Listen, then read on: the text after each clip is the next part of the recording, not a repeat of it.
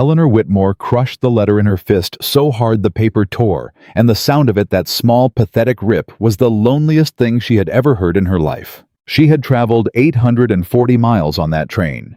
840 miles of soot and hard wooden benches and strangers who didn't look at her twice, holding that letter against her chest like it was the deed to a better life. And now, she was standing on a platform in Harlan Creek, Montana, in the late October cold, watching the last passenger disappear around the corner of the depot building, and there was nobody waiting for her. There had never been anybody waiting for her. If you've ever felt like the world made a promise it never intended to keep, stay with me. Because this story is for you. Don't forget to subscribe to this channel so you never miss a story, and drop a comment below telling me what city you're watching from. I want to see how far this story travels. Now, let's begin. The station clerk's name was Mr. Aldous Finch, and he was a small, precise man with spectacles that sat crooked on his nose and a mustache that seemed to be trying to leave his face.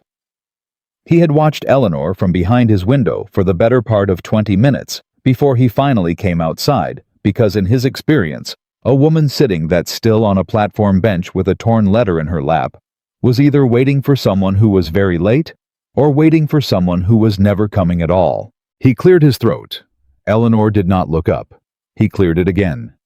"Miss," he said, "the next eastbound train doesn't come through until Thursday."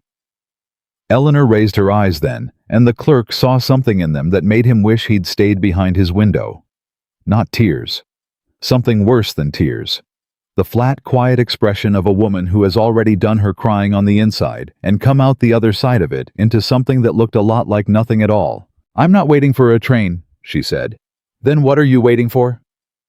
She looked back down at the letter. "I'm trying to decide." Aldous Finch was not a cruel man. He was simply a small man in a small town who had learned that other people's problems had a way of becoming your problems if you let them, and he had a wife at home and a supper getting cold and a fire that needed tending. But something about this woman, her stillness, the careful way she held herself, the leather suitcase at her feet that looked like it had been packed by someone who believed this trip was going to matter, made him stay. "You were expected here, miss?" he asked. "I was told I was," Eleanor said, "by a man named Gerald Hatch. He wrote to me in St. Louis. He said he had a farm outside of town and that he needed a wife to help him run it, and that he was a decent man who would treat me right." She paused. "He said he had been praying for someone like me." Aldous Finch was quiet for a moment. "Gerald Hatch," he repeated carefully. "You know him." "I know of him." Eleanor looked up again, and this time her voice was very steady. "Then you know something I don't. And I'd appreciate it if you'd say it plain, Mr. Finch, Aldous Finch." "Mr. Finch?" The clerk took off his spectacles, polished them on his vest, put them back on, and said, "Gerald Hatch got married 3 weeks ago, miss. To a woman named Clara Dobbs. They had the ceremony at the First Methodist Church on a Saturday afternoon, and there was a cake with flowers on it." He hesitated. "I'm sorry, I truly am." Eleanor said nothing. Did he write to you after?" Finch asked. "To tell you not to come?" "He did not. Maybe the letter got lost in—" "He did not write to me, Mr. Finch." Her voice was still steady, still quiet, the way a river is quiet, right before it goes over the edge of something. "He made a decision, and he decided I did not deserve to know what it was." Aldous Finch put his hands in his pockets and looked at his shoes. Around them, the wind came off the mountains and pushed down the empty platform and rattled the depot sign, and somewhere down the street, a dog barked twice and then stopped. "Is there somewhere you can go?" he asked finally. "Family. Anyone you can wire." Eleanor thought of her aunt in Cincinnati, who had told her this plan was foolish. She thought of the 2 women she had worked alongside at the laundry in St. Louis, who had sewn her a little blue ribbon for her hair as a going-away gift. She thought of the boarding house room she had given up, and the small stack of money she had saved over 3 years of work, and how most of it was gone now between the train ticket and the meals, and the single night she had spent in a hotel in Billings, because she thought she deserved one good night's sleep before she started her new life. "No," she said. "There's no one." Finch looked at her for a moment longer, and then he said the only honest thing he could say. "I'm sorry, miss. I truly don't know what to tell you." He went back inside. Eleanor sat. The cold came down harder as the afternoon bled into early evening, and Eleanor sat with her hands folded in her lap and the torn letter on the bench beside her and the leather suitcase at her feet. And she thought about the question she had been turning over since she first read Gerald Hatch's letter 11 weeks ago in the corner room of Mrs. Patton's boarding house in St. Louis. Why would someone like him want someone like me? She had told herself it was because she was capable, because she could cook and clean and manage accounts and work harder than most people half her size. She had told herself that Gerald Hatch had seen something practical and solid in her, something worth choosing, and that was enough. That was more than she'd been given before. She had not let herself think too hard about the word want. Now she sat on the platform in the dark and the cold, and she understood something clearly in the way that only public humiliation can make a thing clear. She had never been wanted. She had been selected, and even that had turned out to be a mistake, or a lie, or something in between that was somehow worse than either one. Eleanor Whitmore was 25 years old. She was what people in St. Louis called big-boned, which was their polite way of saying what they actually meant, and she had spent most of her life learning to read the half-second pause before people spoke to her, that tiny hesitation, while their eyes made a judgment they thought they were hiding. She had learned to dress carefully and speak clearly, and carry herself with a kind of deliberate stillness that said, "I see you looking," and I am not ashamed even on the days she was. She had been passed over for a job at a dress shop because the owner said she would make the other women uncomfortable. She had watched a man at a church social look at her face, then her body, then back at his plate, and that had been the end of that conversation. She had heard a woman on a street corner in Cincinnati say to her companion, loud enough to carry, "Can you imagine, poor thing?" And she had walked another 4 blocks before she stopped and stood very still against a brick wall and made herself breathe. She was not unaccustomed to being overlooked. But she had believed she had allowed herself to believe just this once, that things were going to be different. She pressed her lips together and looked up at the sky, which had gone the dark blue-gray of late evening, and the first stars were beginning to appear cold and distant and indifferent. "Maybe," she said softly to no one, "maybe people like me are never meant to be chosen." And then she heard a voice. "Don't sit alone, miss." It came from her left low, and even the way a man speaks when he's not trying to startle anyone, but is aware he might. Eleanor turned her head. He was standing perhaps 8 feet away, which she understood later was deliberate, far enough not to crowd her, close enough to be heard. A tall man, broad through the shoulders, wearing a heavy canvas coat that had seen better years, and a dark hat that he was holding in his hands, rather than wearing on his head.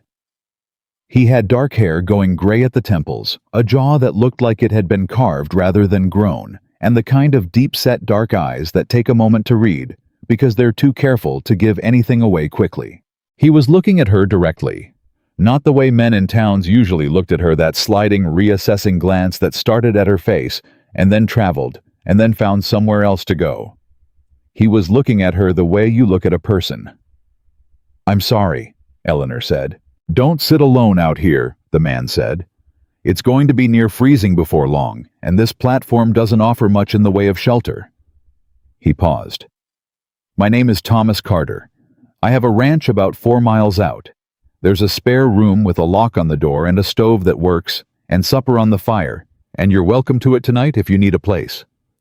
Eleanor studied him. She had enough experience with the world to know that offers of help from strangers were not always what they looked like. She had enough experience with her own desperation to know that was precisely when those offers were hardest to resist. "Why?" she said. Thomas Carter tilted his head slightly. "Why what? Why would you offer that to a woman you don't know on a train platform at night?" He was quiet for a moment, turning his hat in his hands. "Because someone did it for me once," he said. "Long time ago. I was in bad shape and a man I didn't know gave me a meal and a dry place to sleep and asked nothing for it. I've tried to return that favor when I've had the chance."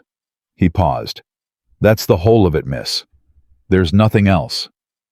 Eleanor looked at him for a long moment. "I would work," she said.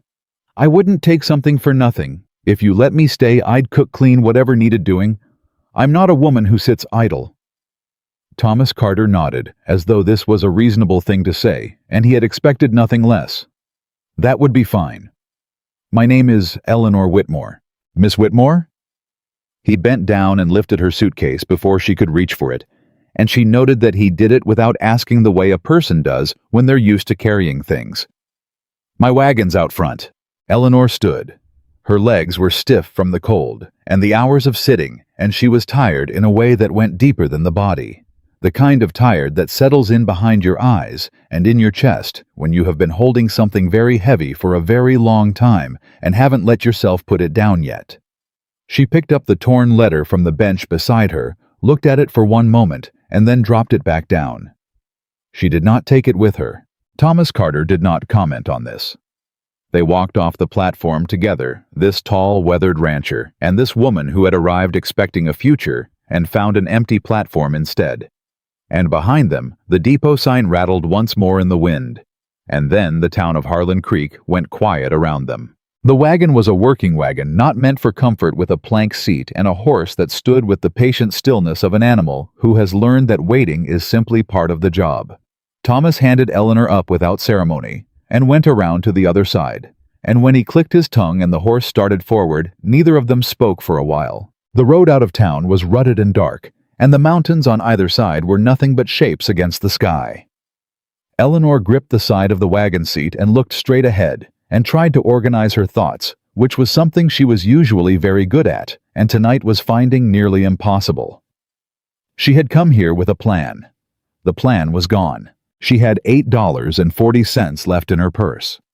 She had a change of clothes and a Bible and a small tin box with her mother's brooch in it, and a receipt book she used for keeping track of household accounts because she couldn't afford not to track things carefully. She had skills that nobody in St. Louis had ever found particularly remarkable, and a mind for numbers that her school teacher had once called wasted on a girl.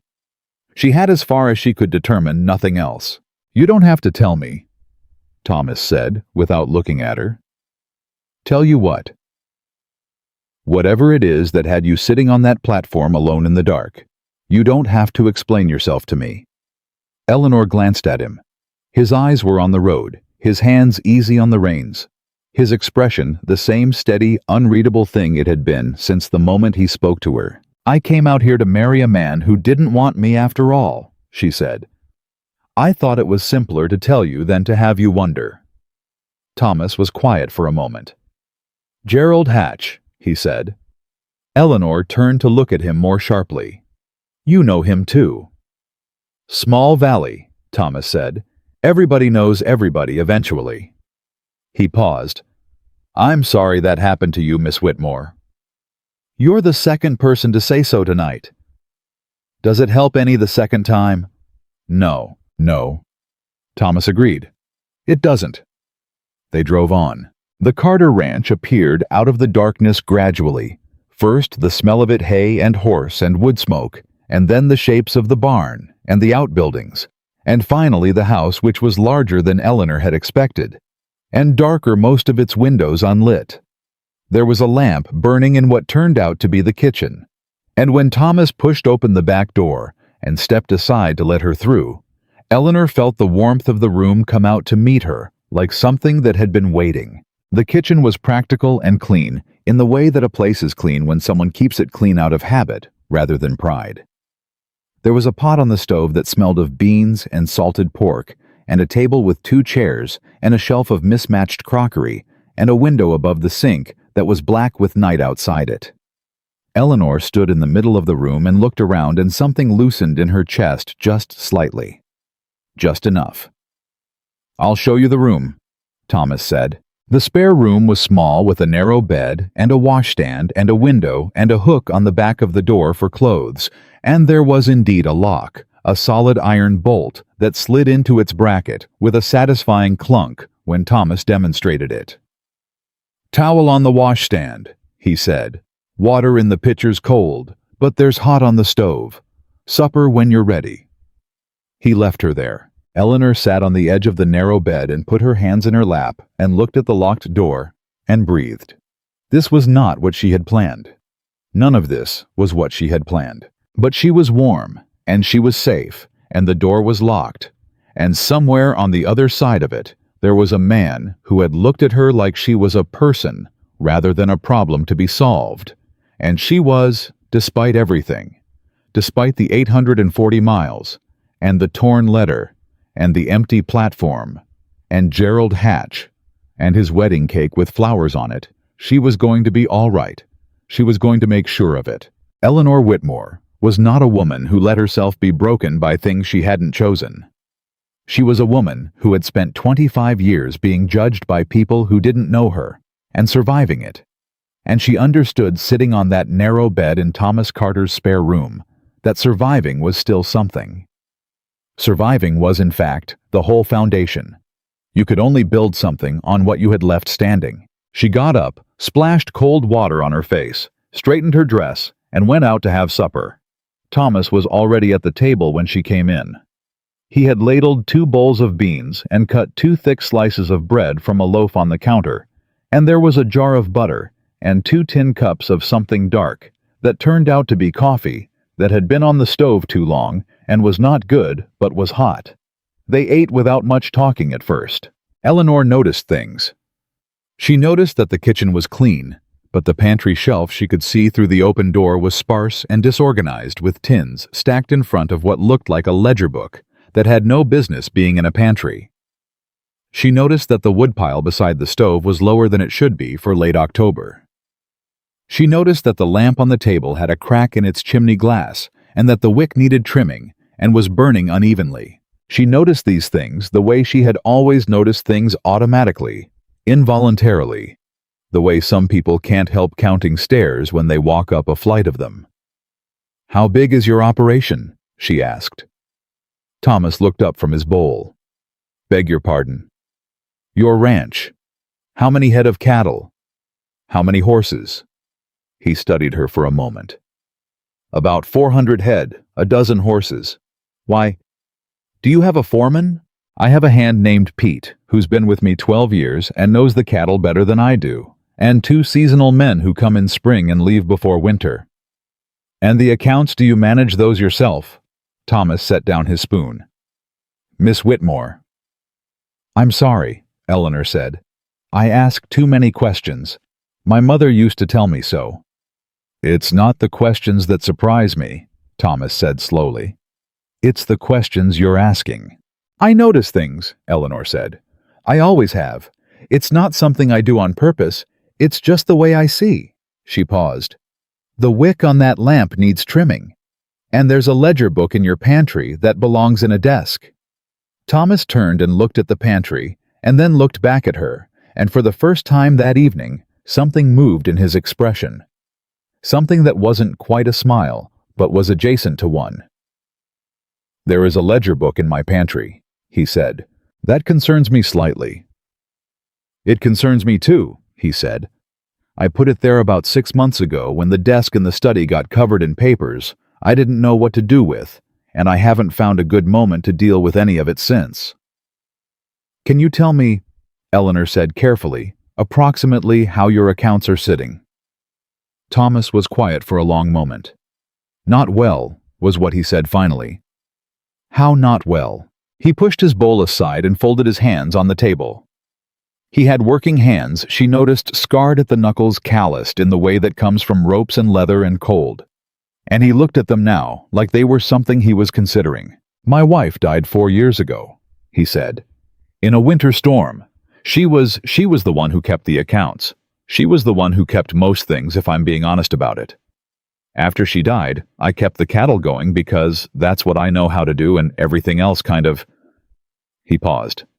"Everything else kind of piled up." Eleanor said nothing.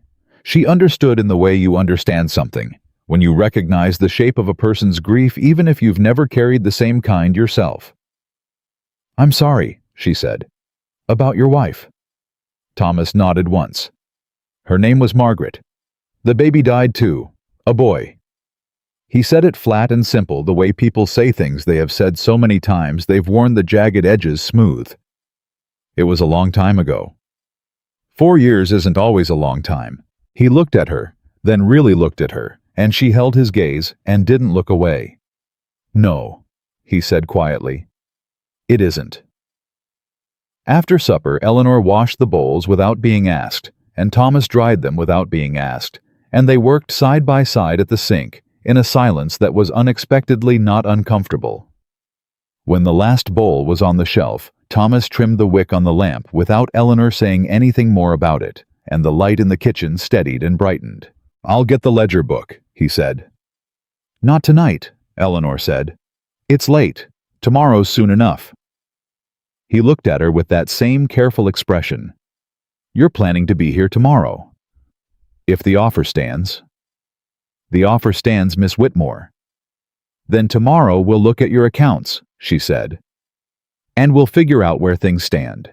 She went to bed in the small room with the locked door and lay in the narrow bed and listened to the sounds of the house, the creak of floorboards as Thomas moved about the settling of the wood stove, the wind outside that had grown teeth since she'd arrived and was now pressing against the windows with intent.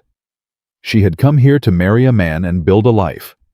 The man had turned out to be a lie. But here she was, in a warm room in the dark, with a plan already forming behind her eyes, the way plans always did when she let her mind work in the quiet. And she thought carefully, without letting herself hope too much, that maybe there was still a life to be built here. A different one than she'd imagined. Perhaps a better one. She closed her eyes and slept. By the end of the first week, Eleanor had retrieved the ledger book from the pantry, found 3 more in the study, under a pile of correspondence that dated back 2 years, spread everything across the kitchen table after supper 3 nights in a row, and constructed from the organized wreckage of Thomas Carter's finances a picture that was worrying but not yet hopeless. "You're losing money on the South Pasture," she told him on the 3rd night, pointing to a column she'd rewritten in her own careful hand. "You're paying to maintain it, and running about 60 head on it, but the yield doesn't justify the cost of the maintenance. Either it needs more cattle, or it needs less investment." Thomas leaned over the table to look where she was pointing. He was close enough that she could smell wood smoke on his coat, and she moved very slightly to the left, because proximity to men was not something she navigated easily, particularly men she wasn't sure about yet. "Pete's been saying the same thing for a year," Thomas said. "I just didn't have the numbers in front of me. Now you do." Eleanor straightened. "There's also a feed supplier you're paying more than you should be. There are 2 suppliers in Billings who are cheaper by a significant enough margin that it would matter over a year. I can write the letters if you want. I have good commercial correspondence." Thomas looked at her. "Miss Whitmore." "Yes? Why would a woman who can do all this?" He gestured at the spread of papers and ledgers. "Why would a woman who can manage accounts and write commercial correspondence and find the problem in a ranch operation in 3 days?" He stopped. Why was she answering a letter from Gerald Hatch? Eleanor was quiet for a moment. She picked up her pencil and turned it in her fingers. "Because nobody in St. Louis was looking for someone who could manage accounts," she said finally. "They were looking for something else, and I didn't fit what they were looking for, and I was tired." She paused. "I was very tired of being overlooked. And Gerald Hatch's letter said he needed someone capable. That was the word he used. Capable." She set the pencil down. "I believed him." Thomas was quiet for a long moment. "He's a fool," he said. "He's a man who found something he wanted more," Eleanor said. "I can't entirely blame him for that." "He left you on a platform in the cold without sending word," Thomas said, and there was something in his voice that had gone flat and serious. "I can blame him for that." Eleanor looked at him.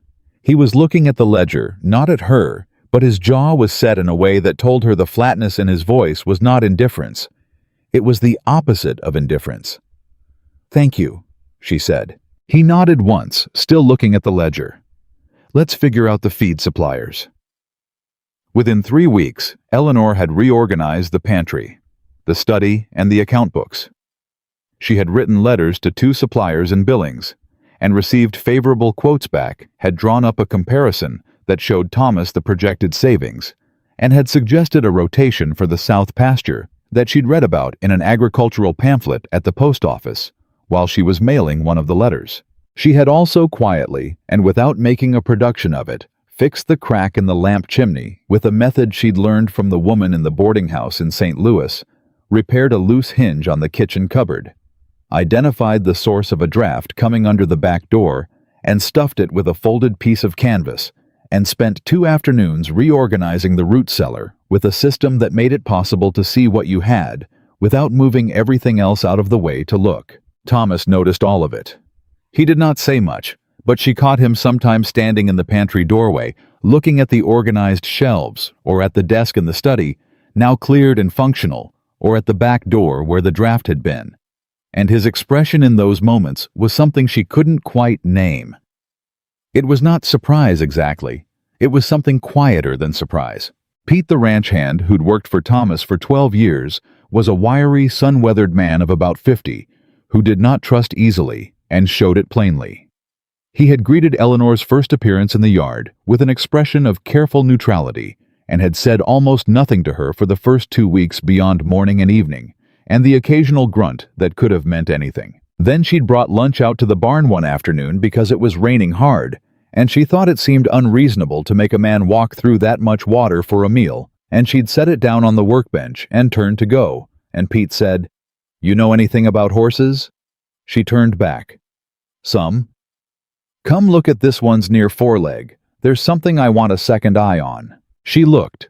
She was not an expert, but she had grown up on the edges of livestock country, and she knew what she was seeing was a minor soft tissue swelling that wanted rest and cold compresses, not anything worse, and she said so. Pete looked at her sideways. "That's what I thought." "Then why did you want a second eye?" "Because I've been wrong before." He picked up his sandwich. "And it costs less to be wrong out loud than to be wrong on your own." Eleanor nodded. "That's a sensible way to think." Pete ate his sandwich. Eleanor stood in the dry barn listening to the rain. "He's a good man," Pete said without looking at her. "Thomas. A good man who had a bad few years and let some things go that didn't need to go." He paused. "It's good to see things getting back." Eleanor understood that this was the closest Pete was going to come to a welcome, and she accepted it accordingly. "I'll try to be useful," she said. "You already are," Pete said. "That south pasture rotation you suggested, I've been trying to get him to do that for 14 months. He finished the sandwich and wiped his hand on his knee. "He listens different when it comes with numbers attached." In town, the talk had started by the second week. Eleanor learned this from Margaret Sully, who ran the dry goods store, and was the kind of woman who delivered information with the air of doing you a very great service. She had come into the store to purchase thread and a small quantity of salt, and had found herself the subject of a warmly delivered interrogation. "You're the woman out at the Carter place," Margaret Sully said. "I am." "People are wondering about the arrangement." "The arrangement?" Eleanor repeated carefully. "Thomas Carter is a respected man in this valley." Margaret Sully leaned on the counter. "A widower of some means well thought of. People are naturally curious when a woman they don't know turns up at his ranch and stays." "I work for room and board," Eleanor said. "I manage the household and the accounts. It's a practical arrangement." "I'm sure it is," Margaret Sully said, in a tone that indicated she found this explanation insufficient. Eleanor bought her thread and her salt and said good morning and left. On the street outside, she passed 2 women she didn't know who looked at her and then at each other and then back at her with expressions she recognized well. She kept walking. There was a man sitting on a barrel in front of the hardware store who said to no one in particular, but loud enough for her to hear, "That's Thomas's charity case then." Eleanor stopped.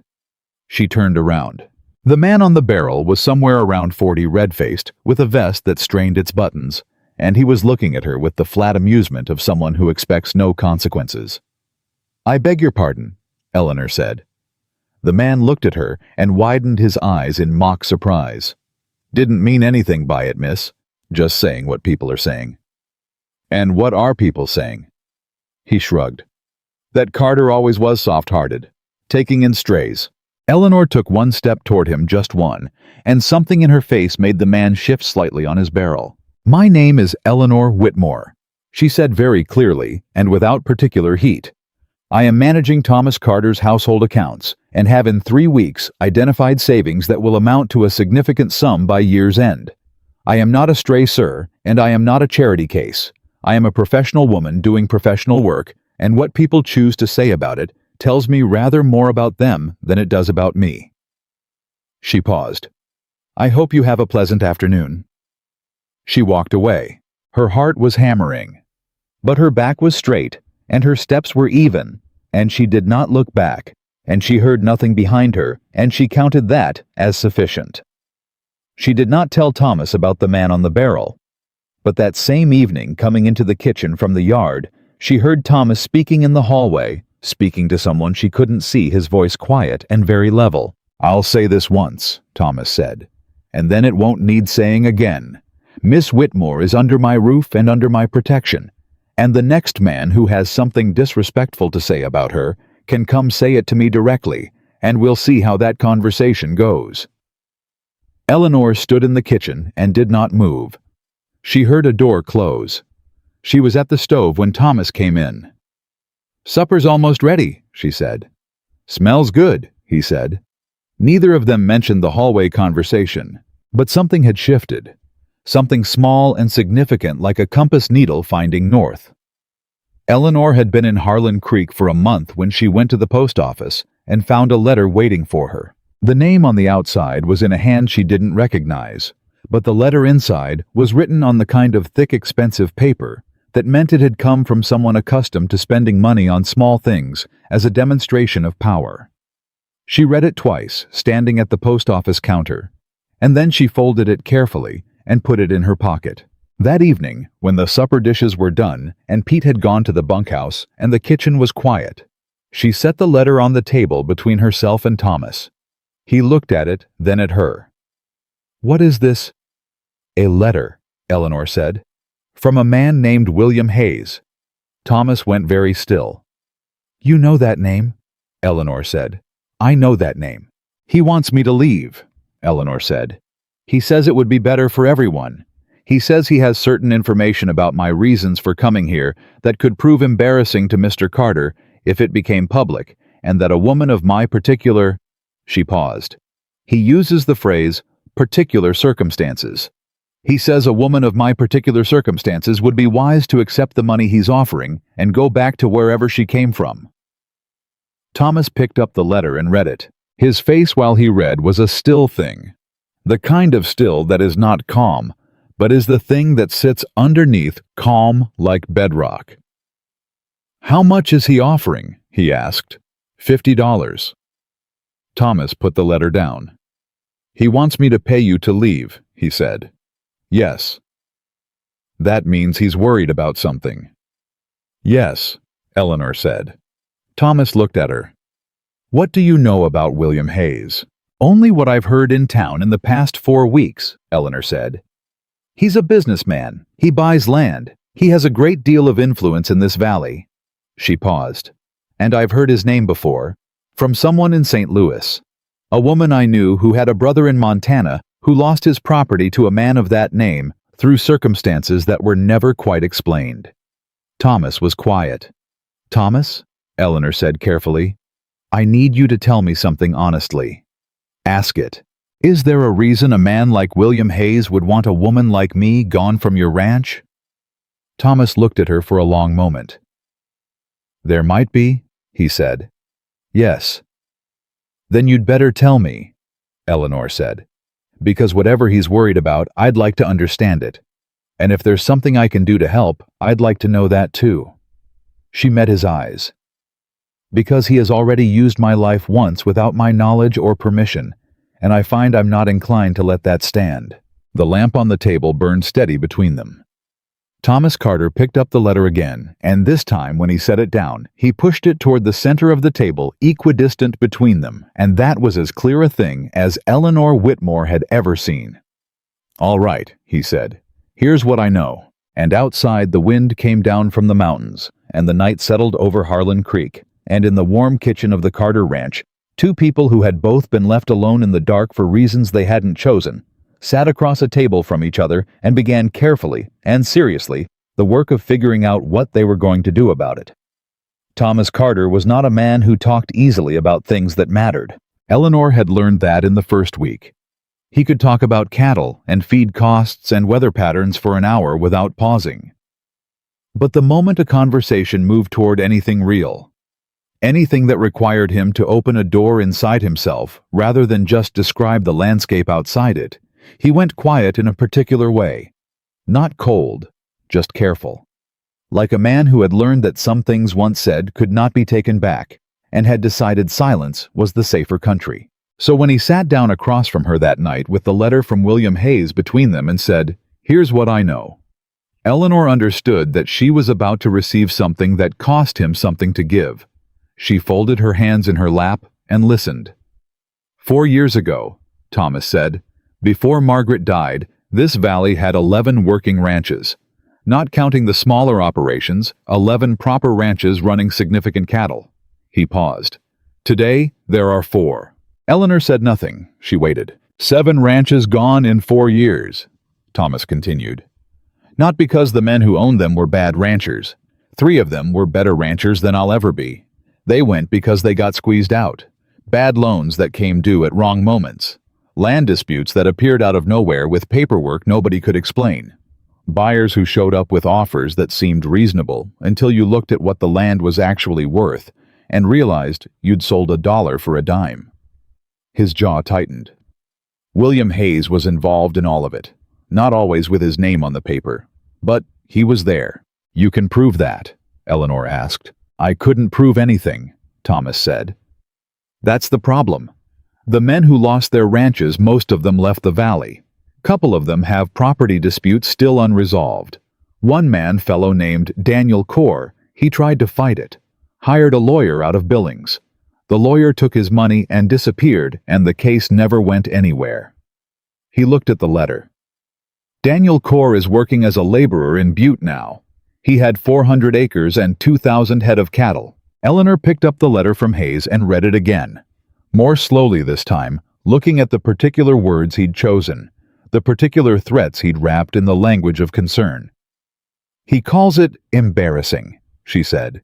He says certain information about my reasons for coming here could prove embarrassing. That's him saying he knows about Gerald Hatch, Thomas said flatly. He knows you came out here to marry a man who didn't want you. He's planning to use it, make it look like you came here under false pretenses, make it look like I was naive enough to take in a woman with an agenda. He paused. Or worse. He wants your land, Eleanor said. He's been wanting my land for 2 years. I'm one of 4 ranches left, and mine sits on the best water source in this part of the valley. There's a creek runs through my north pasture that doesn't dry up in summer, never freezes solid in winter. Whoever controls that water controls grazing rights for 50 square miles. His voice was level, but his hands, she noticed, had closed into loose fists on the table. He's offered to buy me out 3 times. I've refused 3 times. And now you've shown up, and he's decided that's either an opportunity or a problem. Or both, Eleanor said. Thomas looked at her. I'm an opportunity if he can use me to discredit you, she said. And I'm a problem if I'm useful to you. Because a man with organized accounts and identified savings and someone managing his operation properly is harder to squeeze than a man running on grief and neglected paperwork. She set the letter down. He wants me gone before I become more useful than I already am. There was a pause. You worked that out quickly, Thomas said. I work most things out quickly, Eleanor said. It's not always a comfortable trait. She looked at the letter again. Can I ask you something?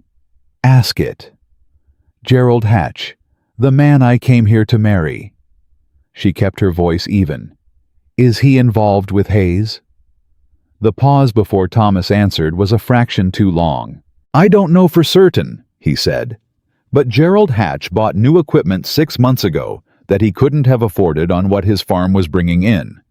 And 3 weeks before you arrived, he married Clara Dobbs, who is the niece of a man named Foster Dobbs, who is the closest thing William Hayes has to a business partner in this valley. He paused. Make of that what you will. Eleanor made of it exactly what it was. The letter she'd received in St. Louis, the careful, well-worded letter from Gerald Hatch about needing a capable woman and praying for someone like her, had not been a man looking for a wife. Or it had been that too. Maybe. Maybe Gerald Hatch had genuinely intended something at the start. But somewhere along the way, in the weeks or months between writing that letter and marrying Clara Dobbs, he had made a different choice. And the simplest explanation, the one that sat in Eleanor's stomach like a stone, was that her arrival in Harlan Creek had been engineered, not by Gerald, by someone who needed a reason to come after Thomas Carter and thought a woman with a complicated story and no local connections was a convenient tool. She had been used. She had suspected it since the platform. Now she was certain. "He used my life," Eleanor said quietly. "He moved me across 800 miles like a piece in a game I didn't know I was playing." "Yes," Thomas said. And the word was not gentle, but the way he said it was like he understood that she needed the truth more than she needed softening. "All right," Eleanor said. She reached across the table and picked up the letter and folded it in thirds and put it in her pocket. "I'm not leaving," she said. Thomas looked at her steadily. "Miss Whitmore, he offered me $50 to go back where I came from," Eleanor said. "I don't have a place to go back to. I gave up my room in St. Louis. I spent most of my savings on the train ticket. And even if I had somewhere to go, I would not go." She met his eyes. "I would not go because I have done nothing wrong, and I will not behave as though I have. And I would not go because William Hayes moved my life around a board without my permission, and I find that I am significantly angry about that." She paused. "I would like your permission to help you fight this." Thomas was quiet for a long moment. "You understand what that means," he said. "What kind of man Hayes is. What he's already done to people who crossed him." "I understand. And you're still—" "I am still," Eleanor said firmly. "Yes." Thomas looked at the table. He looked at his hands. He looked at her, and whatever he saw there, whatever he was measuring or weighing or trying to determine, settled something in him. "I'll get Pete in the morning," he said. "There are some things he knows that I haven't said out loud to anyone. And there's a man in town, a retired circuit judge named Avery Cross, who has no love for Hayes and has been watching what's happened in this valley for 3 years. He might be willing to talk." "Good," Eleanor said. "And in the meantime, I want to start with the paperwork. Whatever you have, deeds boundary surveys any correspondence with Hayes or his representatives. I want to go through all of it." Thomas raised an eyebrow. "Tonight." Eleanor glanced at the clock on the shelf. It was nearly 9. "Tomorrow," she said. "Tonight I'm going to write down everything I remember about Gerald Hatch's letter, the exact language, the specific promises, because I think that letter was not written by Gerald Hatch alone, and if I look at it carefully enough, I might be able to see whose hand was in it." Thomas looked at her for a moment that lasted just a beat longer than was strictly practical. "You're different than I thought you'd be," he said. "What did you think I'd be?" He considered the question seriously, which she appreciated. He didn't deflect or qualify. "Broken," he said. "Or going to be. I thought I was helping someone who needed time to recover, and then I'd put her on a train somewhere useful. And now—" Thomas Carter picked up his coffee cup, discovered it was empty, set it down again. "Now I think you might be the most dangerous person in this valley," he said. "And I mean that as a compliment." Eleanor allowed herself, for the first time in a very long time, a small and genuine smile. "Go to bed, Mr. Carter," she said. "We have a great deal of work to do tomorrow." The next morning arrived cold and sharp, and Eleanor was at the kitchen table with a fresh pot of coffee and Gerald Hatch's letter reconstructed from memory in her own handwriting, every phrase she could recall before Thomas came downstairs. Pete came in from the yard 20 minutes later, stomping mud off his boots, and stopped short when he saw the spread of papers on the table. "Sit down, Pete," Thomas said. Pete sat down slowly, looking from Thomas to Eleanor, and back again, with the expression of a man who suspects he is about to be told something he is not going to enjoy. Thomas told him. Pete listened without interrupting, which Eleanor had already identified as one of his better qualities. When Thomas finished, Pete was quiet for a moment. Then he said, "You're sure about Hayes and the hatch boy?" "Not entirely," Thomas said, "but it fits." Pete turned to Eleanor. "And you're not leaving?" "No," Eleanor said. Pete nodded slowly. He picked up one of the papers on the table, looked at it, set it back down. "All right then," he said, "because there's something I didn't tell you, Thomas, and I should have told you 8 months ago, and I didn't because I didn't want to worry you when you were already carrying enough." He paused. Dan Core came through the valley in March, passing through on his way to Butte. He stopped here one night. We talked. Thomas straightened. "You didn't tell me that." "No," Pete said. "I didn't, and I'm sorry for it." He put both hands flat on the table. Dan said Hayes had a man in the county records office, someone who could alter documents, survey records, property boundaries, deed dates. He'd done it to at least 3 of the ranches that went under. Small changes, a boundary marker moved 50 feet, a deed date altered by a year. The kind of thing that wouldn't survive scrutiny, but caused enough confusion and delay that men without money for lawyers couldn't fight it. The kitchen was very quiet. "He has someone inside the records office," Eleanor said. Dan believed so. He couldn't prove it, but he knew his own boundary survey and what it said, and what showed up in the county records was not what his survey said. Eleanor looked at Thomas. Thomas looked at Pete. And then they all looked at the stack of papers on the table, which suddenly had a different weight to it. "Do you have your original survey documents?" Eleanor asked Thomas. "The ones from when you first acquired the property." "Somewhere," Thomas said. "In the study. I'd have to look." "We need to find them," Eleanor said. "And we need to compare them to whatever is currently on file in the county records office. If Hayes has been moving boundaries, yours may already be altered and you wouldn't know it unless you had the originals to compare." Thomas stood up from the table. "Study," he said. "Come help me look." They spent 2 hours in the study, going through files and boxes and envelopes, with the focused intensity of people who understand that what they are looking for matters. Pete joined them after the first half hour, because Pete turned out to be the kind of man who once he's committed to something commits with his whole body. Eleanor found the original survey documents in a wooden box under a pile of old correspondence, 3 maps, hand-drawn and meticulous, dated 1879, with the boundaries of the Carter Ranch marked in careful ink and signed by the surveyor. She spread them on the desk. "I need to see the county records," she said. "Do you have anything on file from the county office? Any copies they sent you?" Thomas found 2 letters from the county records office in a file at the back of the bottom drawer, sent in 1882 and 1884, both routine notifications. Eleanor unfolded them and read them and set them beside the original survey, and even without the official county record in front of her, she could see something. Or rather, she could see the beginning of the shape of something.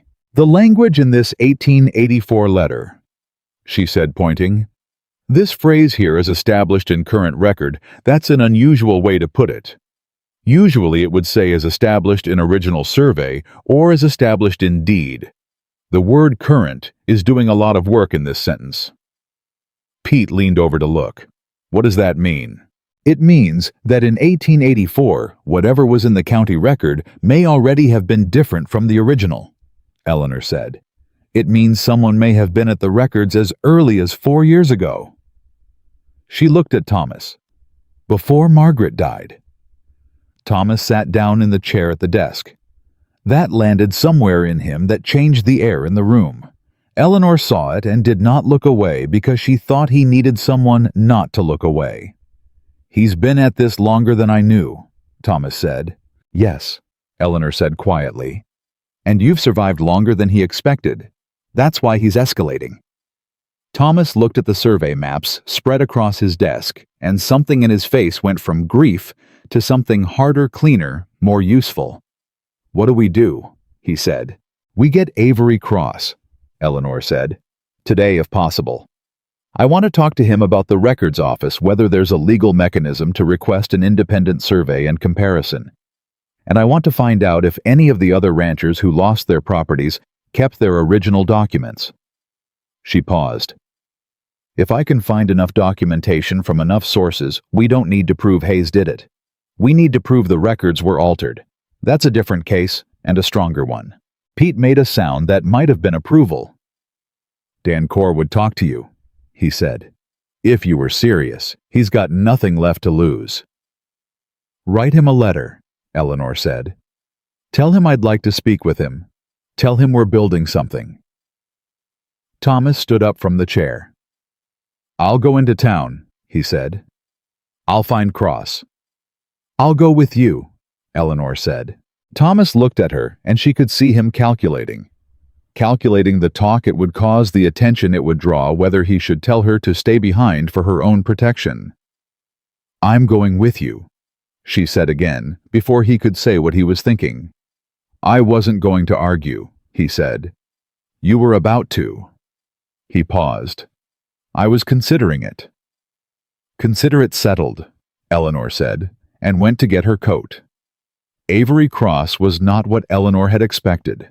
She had built a mental image of a circuit judge from the way Thomas described him, retired, watching, waiting, and had expected something imposing. What she found instead was a small, compact man of about 65, with silver hair, and the deliberate hands of someone who has spent decades holding things carefully. He received them in the front room of his house on the east side of town, and he looked at Eleanor when Thomas introduced her with an attention that was not the assessing look she usually got, but something more like recognition. "You're the woman Hayes wrote to," Cross said. Eleanor blinked. "Beg your pardon?" "He wrote to me as well," Cross said. "Last week, suggesting I might have an interest in discouraging certain newcomers from involving themselves in Valley business." He sat back. "I burned the letter, as I do most things Hayes sends me, but I kept in mind that he'd sent it." He looked at Eleanor. "Sit down, Miss Whitmore. Tell me what you found." She told him. She told him about the original surveys and the 1884 letter and the language that didn't match. She told him about Daniel Core and what Pete had said about the records office. She told him about the 7 ranches in 4 years and the pattern of documentation failures that preceded each loss. She did not dramatize. She laid it out as she would lay out an account book, item by item, with sources noted and gaps clearly labeled. Cross listened without interrupting. When she finished, he was quiet for a moment. "You have a good mind," he said.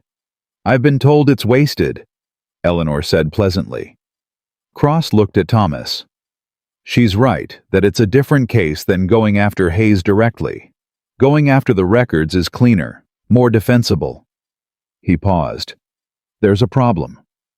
"There's always a problem," Thomas said. "The county records office is run by a man named Leonard Pratt," Cross said. "Leonard Pratt has worked in that office for 19 years. He has a family and a comfortable situation and has no obvious reason to be in anyone's pocket." He folded his hands. "He also bought a new house 2 years ago on a county clerk's salary." "So he is in the pocket," Eleanor said. "I've suspected so for some time, but suspicion and proof are different countries." Cross looked at Eleanor. "What you're proposing would require demonstrating not just that the records were wrong, but that they were deliberately altered. That means finding the original documents and finding someone who can testify to what the records used to say before they changed." "I have Thomas's original surveys," Eleanor said. "And if Daniel Core still has his, and if any of the other displaced ranchers kept theirs." "It's possible," Cross said. "It's more than anyone else has managed to assemble." He paused. "There's also the matter of Gerald Hatch." Eleanor kept her expression even. "What about him?" "Hayes doesn't use people carelessly," Cross said. "If Gerald Hatch was connected to your arrival here, if your coming to Harlan Creek was part of Hayes's design, then Hatch knows something useful. The question is whether he would say it." He looked at Eleanor carefully. "That's a difficult thing to ask. To speak to the man who abandoned you. To ask him to help you." "I understand that," Eleanor said. "Is it something you could do?" Eleanor thought about Gerald Hatch's letter with its careful promises and its borrowed sincerity. She thought about sitting on the platform in the dark with a torn letter in her lap. She thought about the $50 William Hayes thought her life was worth. "Yes," she said. "I could do it." Cross nodded slowly. "Then here is what I think we need," he said, and began to talk, and Eleanor listened and watched him lay out the shape of something that was not yet a plan, but was beginning to become one. And outside the window the town of Harlan Creek went about its ordinary business entirely unaware that in this small front room, a woman who had arrived with nothing, and a rancher who had been slowly losing everything, and an old judge who had been waiting for the right moment, were sitting together and deciding what they were going to do about it. She had been in Harlan Creek for 6 weeks when the first real challenge came. Not from Hayes, not yet. The first real challenge came from the town itself, and it came in the form of a woman named Constance Alderman, who was the wife of the largest merchant in town, and who had appointed herself the social conscience of Harlan Creek, with the particular energy of someone who has found a role they were born for. Eleanor had gone into town alone that morning to collect mail and purchase a few supplies, and stop by the post office to confirm a letter she'd sent to Daniel Corr had gone out. She was coming out of the dry goods store when Constance Alderman materialized on the boardwalk ahead of her, with 2 other women flanking her like a practiced formation. "Miss Whitmore," Constance said in a voice pitched to Carrie without appearing to try. "I wonder if I might have a word." "Of course," Eleanor said. "Several of us have been concerned," Constance said, tilting her chin at the precise angle that means I am being kind, and you should appreciate it. "About your situation. About what it must look like a woman without family or proper connections, living under the roof of an unmarried man." She paused for effect. "There are people talking, you understand, about what sort of woman would do such a thing." Eleanor looked at the 3 of them. She looked at Constance Alderman with her careful dress and her significant chin and her 2 loyal attendants, and she thought about the platform in the dark and the torn letter and Gerald Hatch and William Hayes and the 7 ranches and Daniel Corr working in Butte. She thought about Pete and the barn in the rain and Avery Cross and his careful hands. She thought about what she had done in the last 6 weeks and what she intended to do in the weeks ahead. And then she said very calmly, "Mrs. Alderman, I appreciate your concern. Thomas Carter offered me work and shelter when I had neither, and I have repaid that generosity by reorganizing his accounts, managing his household, identifying a supplier arrangement that will save him a significant sum by year's end, and contributing what skills I have to the running of an operation that supports several families in this valley." She paused.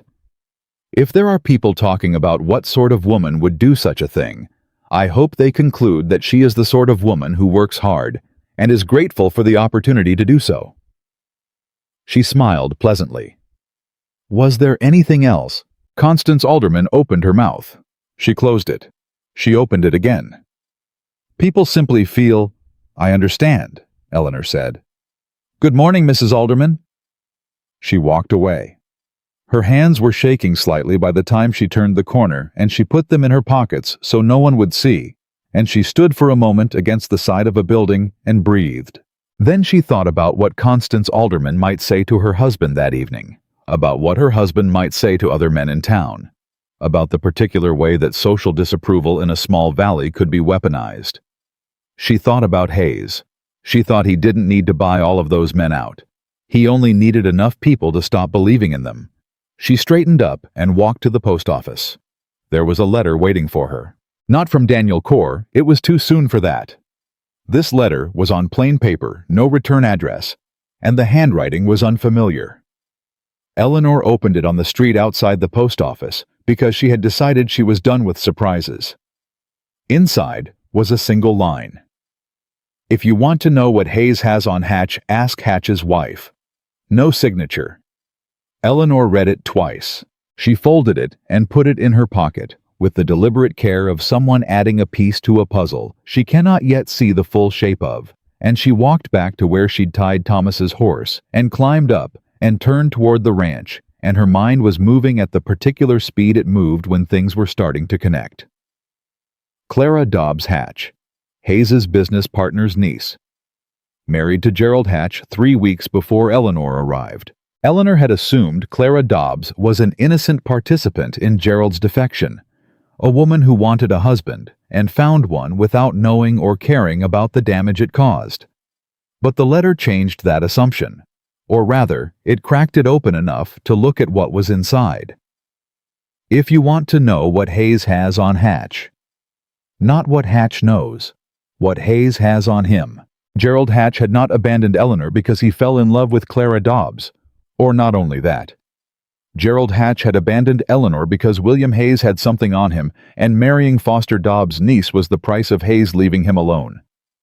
She had not been abandoned by a man who chose someone else. She had been abandoned by a man who was afraid.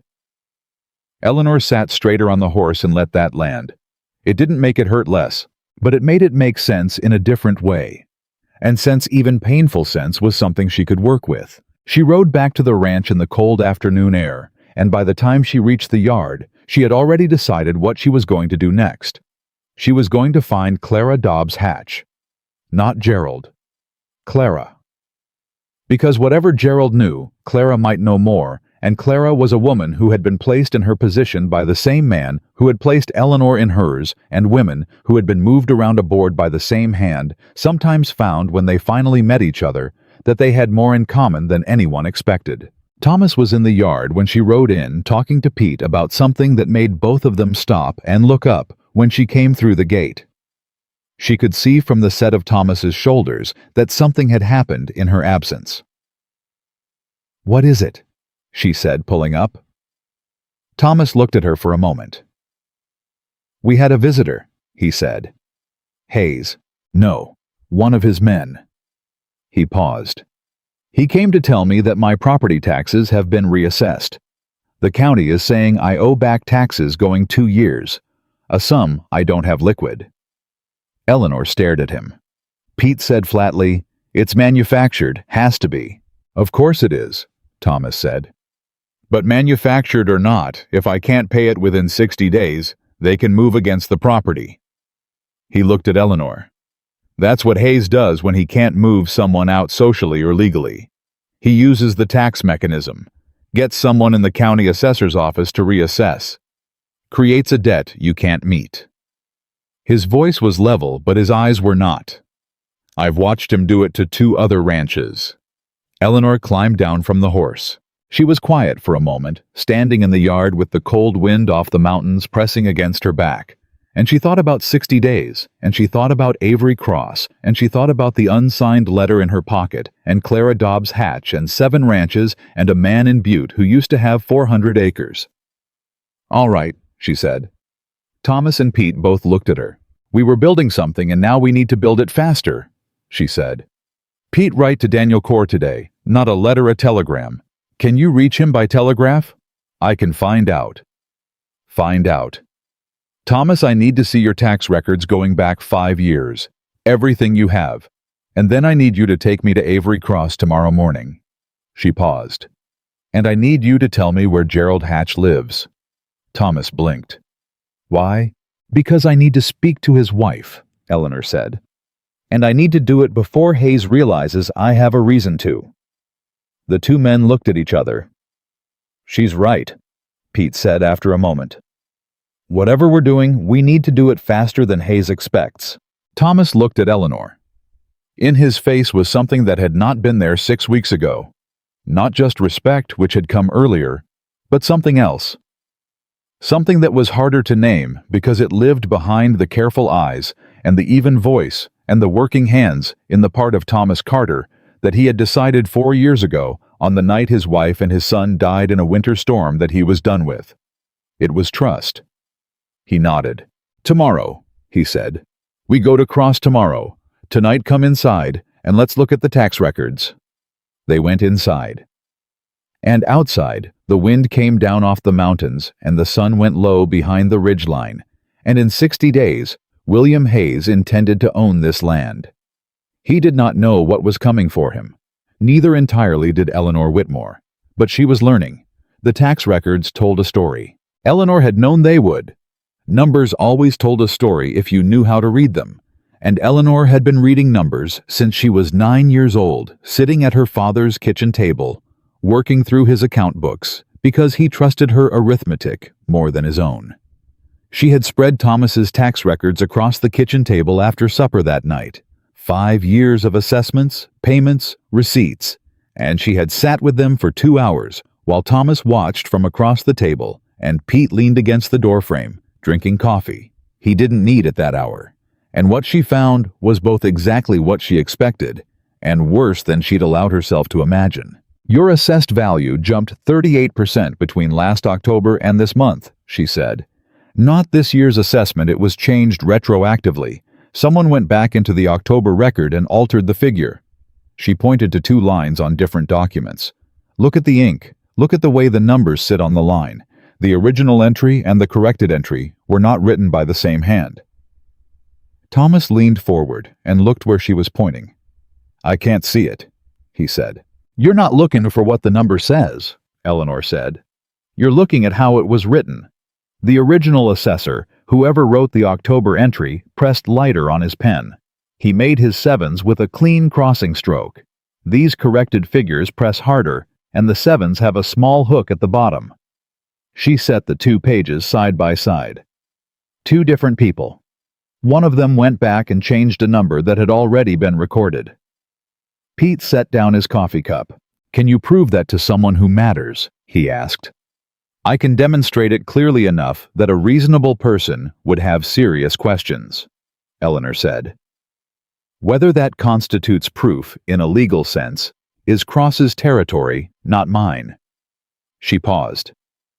But this gives us something to bring him tomorrow that's stronger than what we had this morning.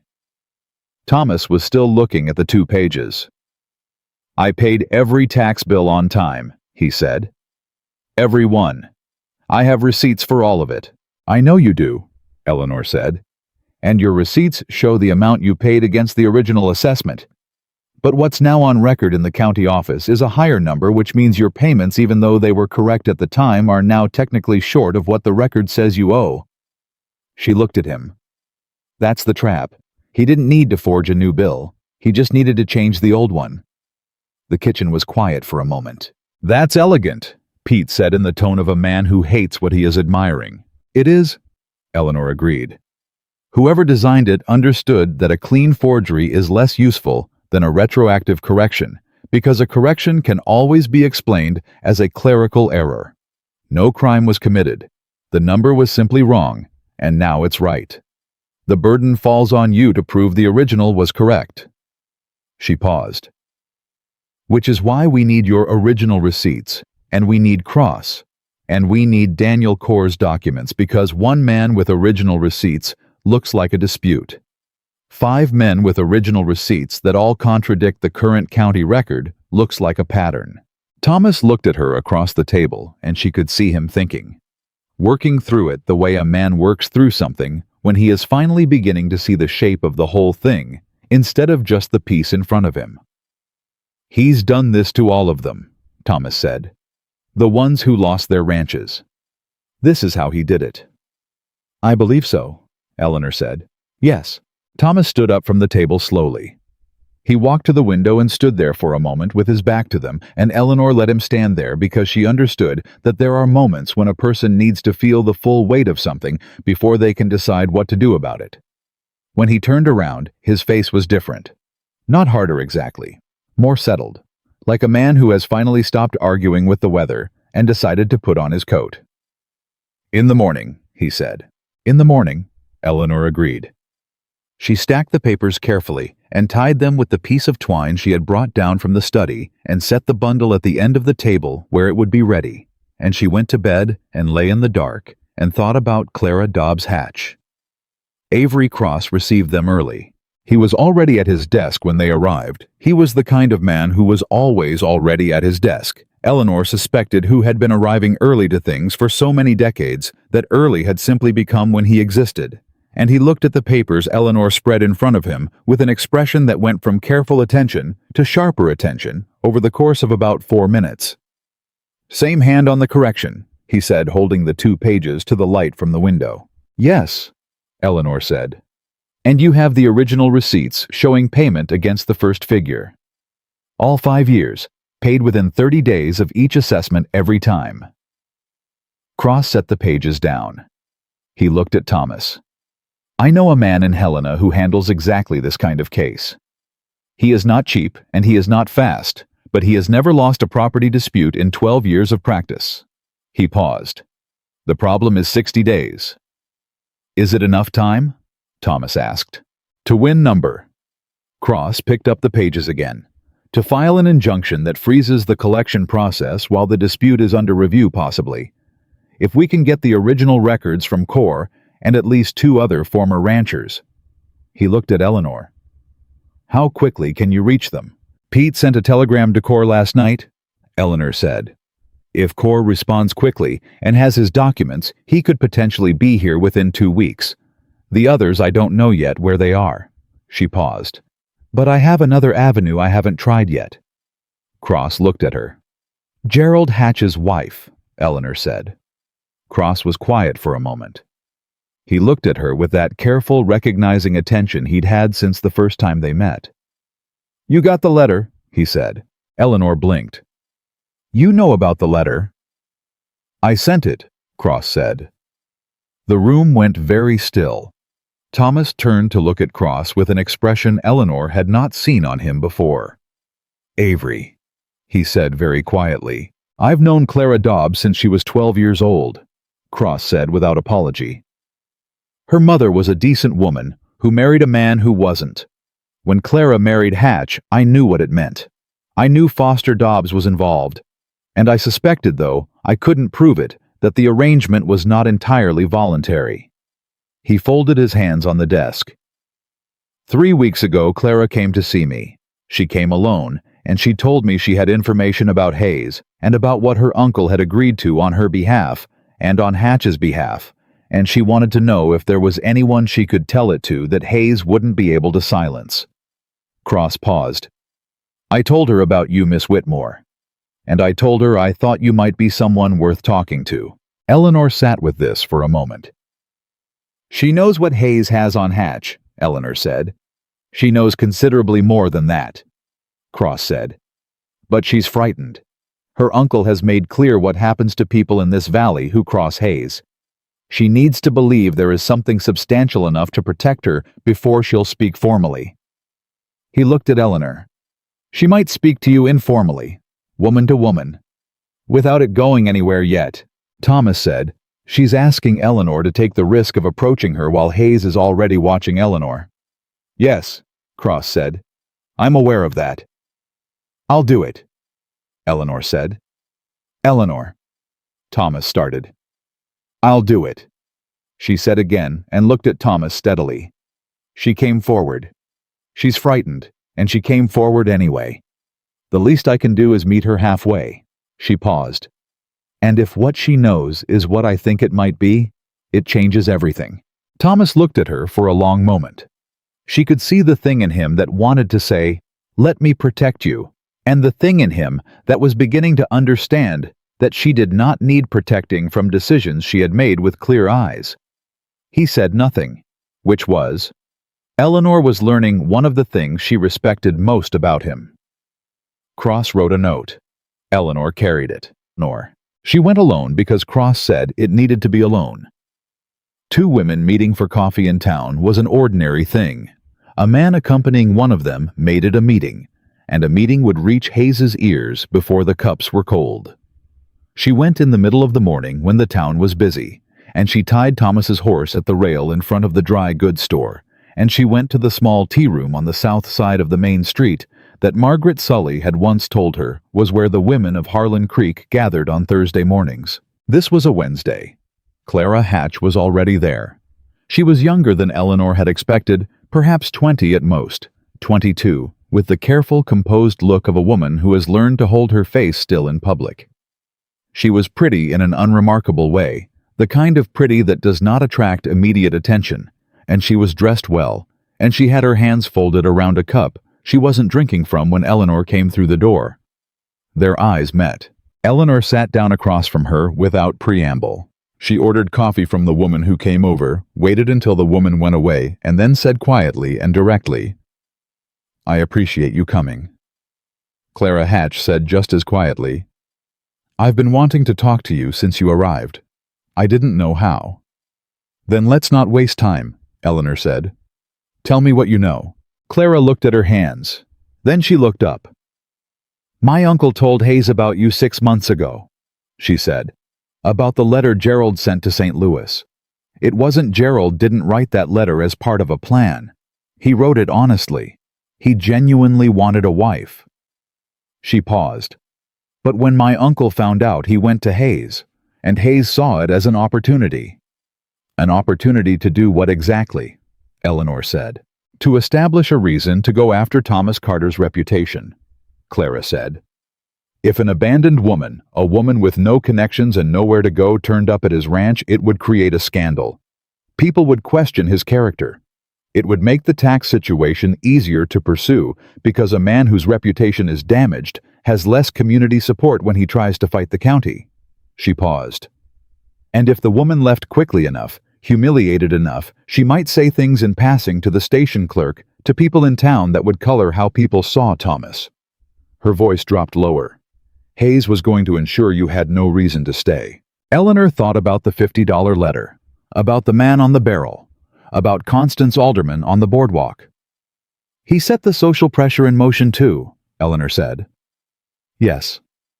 "And Gerald," Eleanor said carefully. "Gerald knew." Clara's jaw tightened.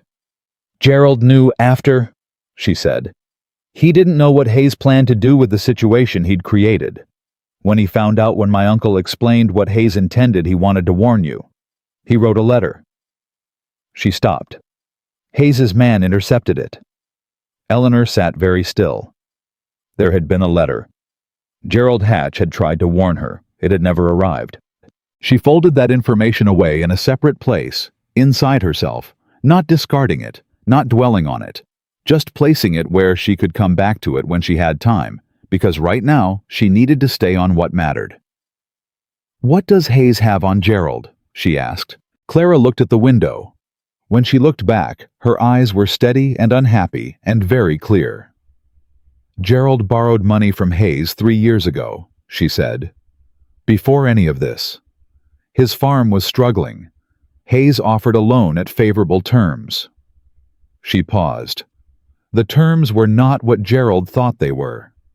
Hayes has a document that Gerald signed. Gerald says he didn't read it carefully enough, and I believe him because Gerald is not a careful man about paperwork, which is one of his genuine failings that gives Hayes a claim on Gerald's property if the loan isn't repaid in full within a period that already passed. "Hayes can take his farm," Eleanor said.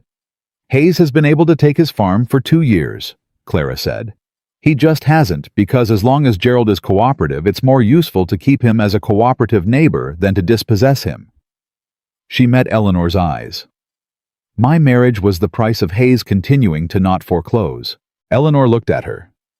"Clara," she said, and it was the first time she'd used the name, and she said it the way she would have said it to a woman she had known for years. "Are you willing to say this to a judge?" Clara was quiet for a long moment. "I'm frightened," she said. "I know. My uncle has a very long reach in this valley." "I know that too," Eleanor said. "But we are building something, and if what you know is what I think it is, what you have to say is the piece that turns a collection of suspicious documents into a case." She paused. "You don't have to decide today. But I need you to know that when you're ready, if you're ever ready, there are people who will stand with you." Clara looked at her for a long moment. Something in her face shifted, something young and frightened making room for something a little older and more decided. "Gerald wants to help," Clara said. "He's ashamed. He knows what his fear cost you, and he hasn't slept properly since you arrived in town. He would speak if I did." She paused. "We would both speak, together." Eleanor reached across the table and put her hand over Clara's folded ones for just a moment, not long, just long enough to say, "I heard you in the language that needed no words." "Then go home," Eleanor said. "Keep this between us for now. Tell Gerald nothing has been decided, and wait to hear from me." She left the tea room and walked to her horse and rode back toward the ranch, and somewhere between the edge of town and the beginning of the ranch road, she realized her hands were completely steady on the reins. She noted this with a small private satisfaction. 6 weeks ago, on a platform in the dark, she had been shaking so hard she could barely hold a torn letter. Now she was riding back from a meeting that had just changed the shape of everything, and her hands were steady. She was not the same woman who had stepped off that train. Thomas and Pete were both in the yard when she rode in. She could tell from the way they were standing that something had happened. "What?" she said before she was even off the horse. "Ryder came from town while you were gone," Pete said. "Man named Briggs, works for Hayes." He paused. "He came to tell Thomas that Hayes is prepared to offer a settlement. Full cancellation of the back taxes in exchange for signing a preliminary option agreement on the ranch." Eleanor climbed down. "An option agreement gives Hayes the right to purchase the property at a fixed price within 18 months, Thomas said.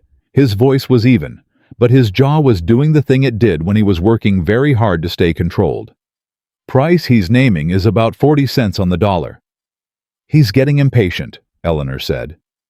"Or he knows something we don't," Pete said. Eleanor handed Pete the reins and turned to Thomas.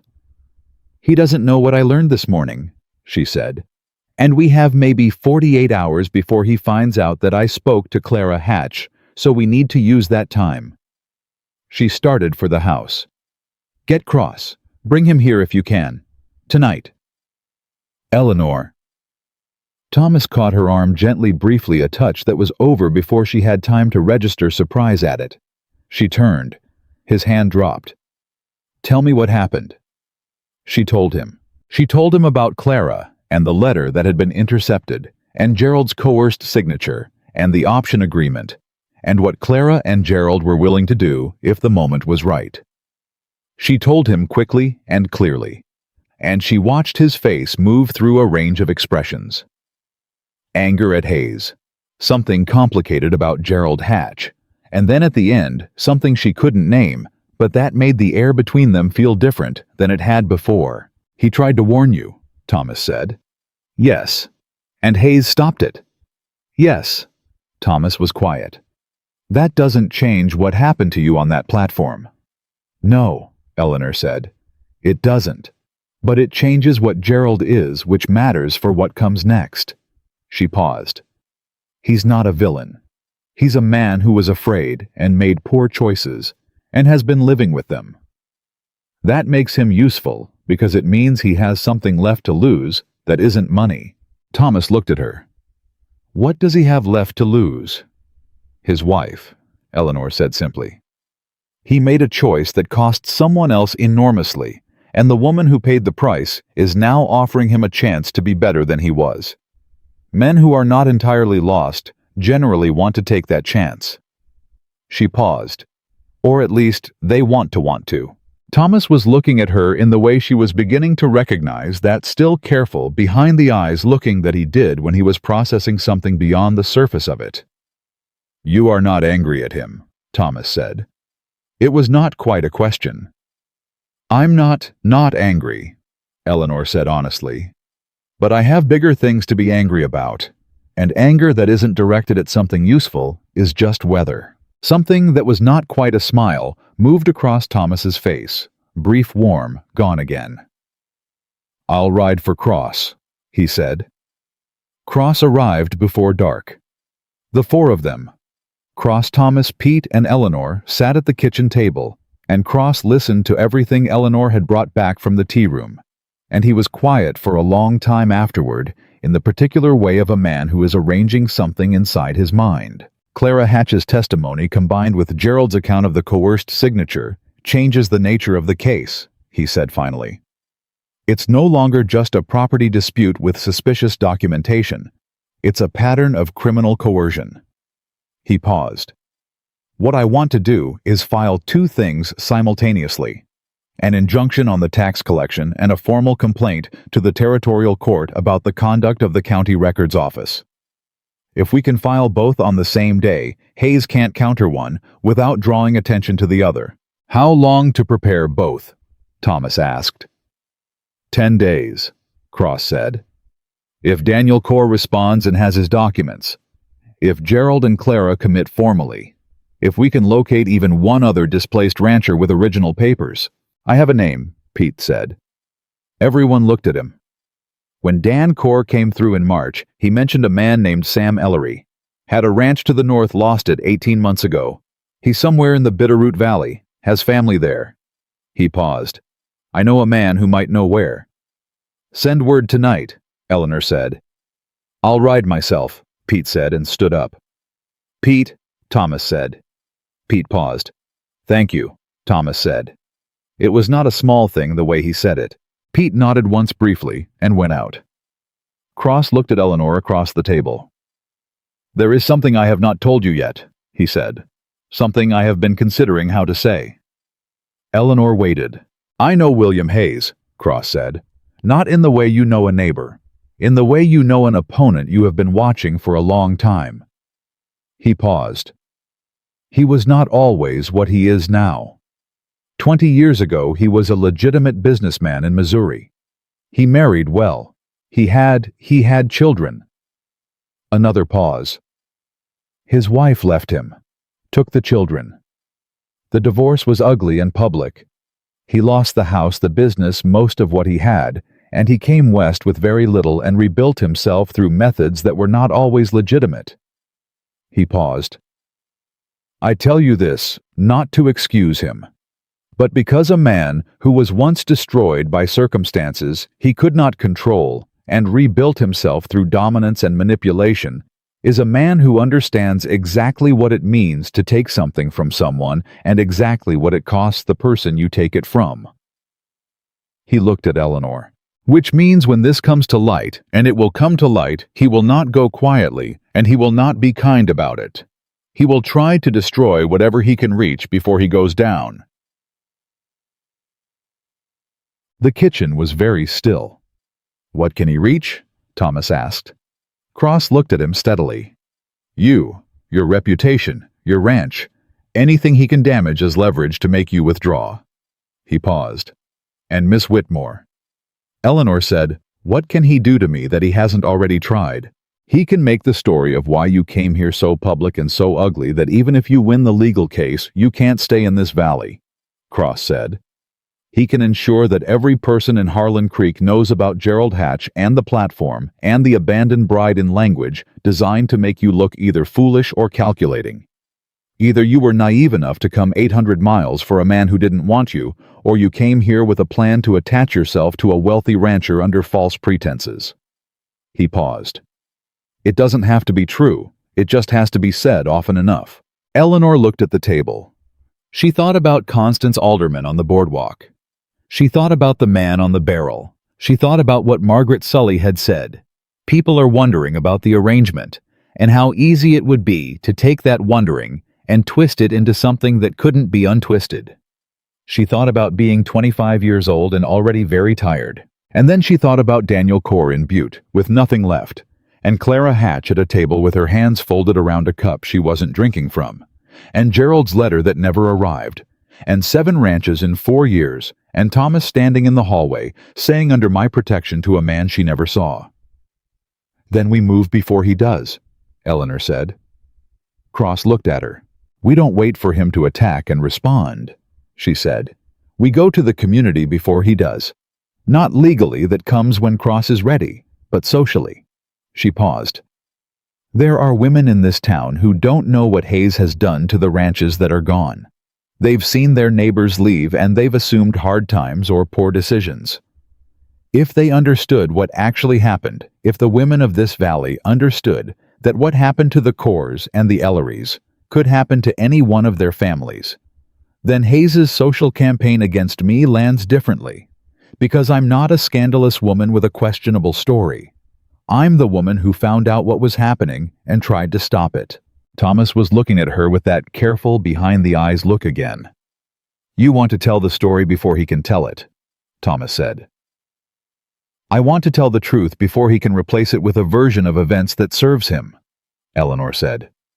Yes. Cross was quiet for a moment. It's risky, he said. If Hayes realizes what you're doing before we're ready to file, then we need to be ready to file sooner, Eleanor said. I'll find the language for the injunction with you. I'll help prepare the complaint. What you can do in 10 days, I can help you do in 7. She looked at Cross, then at Thomas. But we can't let him control the narrative. He has used that as his primary weapon against all of these men. He doesn't just take their land. He takes people's belief in them first, so that when the land goes, nobody fights for them. She paused. That won't happen here. Cross looked at her for a long moment. Your mother raised a remarkable woman, he said. My mother told me I asked too many questions, Eleanor said. Mothers are frequently wrong, Cross said, and stood up and began gathering his coat. It was Thomas who walked Cross to the door, and Eleanor stayed at the table and looked at the lamp burning steady in front of her and thought about what came next. She was making a list in her mind, the kind of list she made when the task was large enough that she needed to organize it before she could begin it. And she was on the 3rd item when Thomas came back into the kitchen. He didn't sit down. He stood on the other side of the table and looked at her in the lamplight, and she looked back, and neither of them said anything for a moment that was a beat longer than comfortable and a beat shorter than anything else.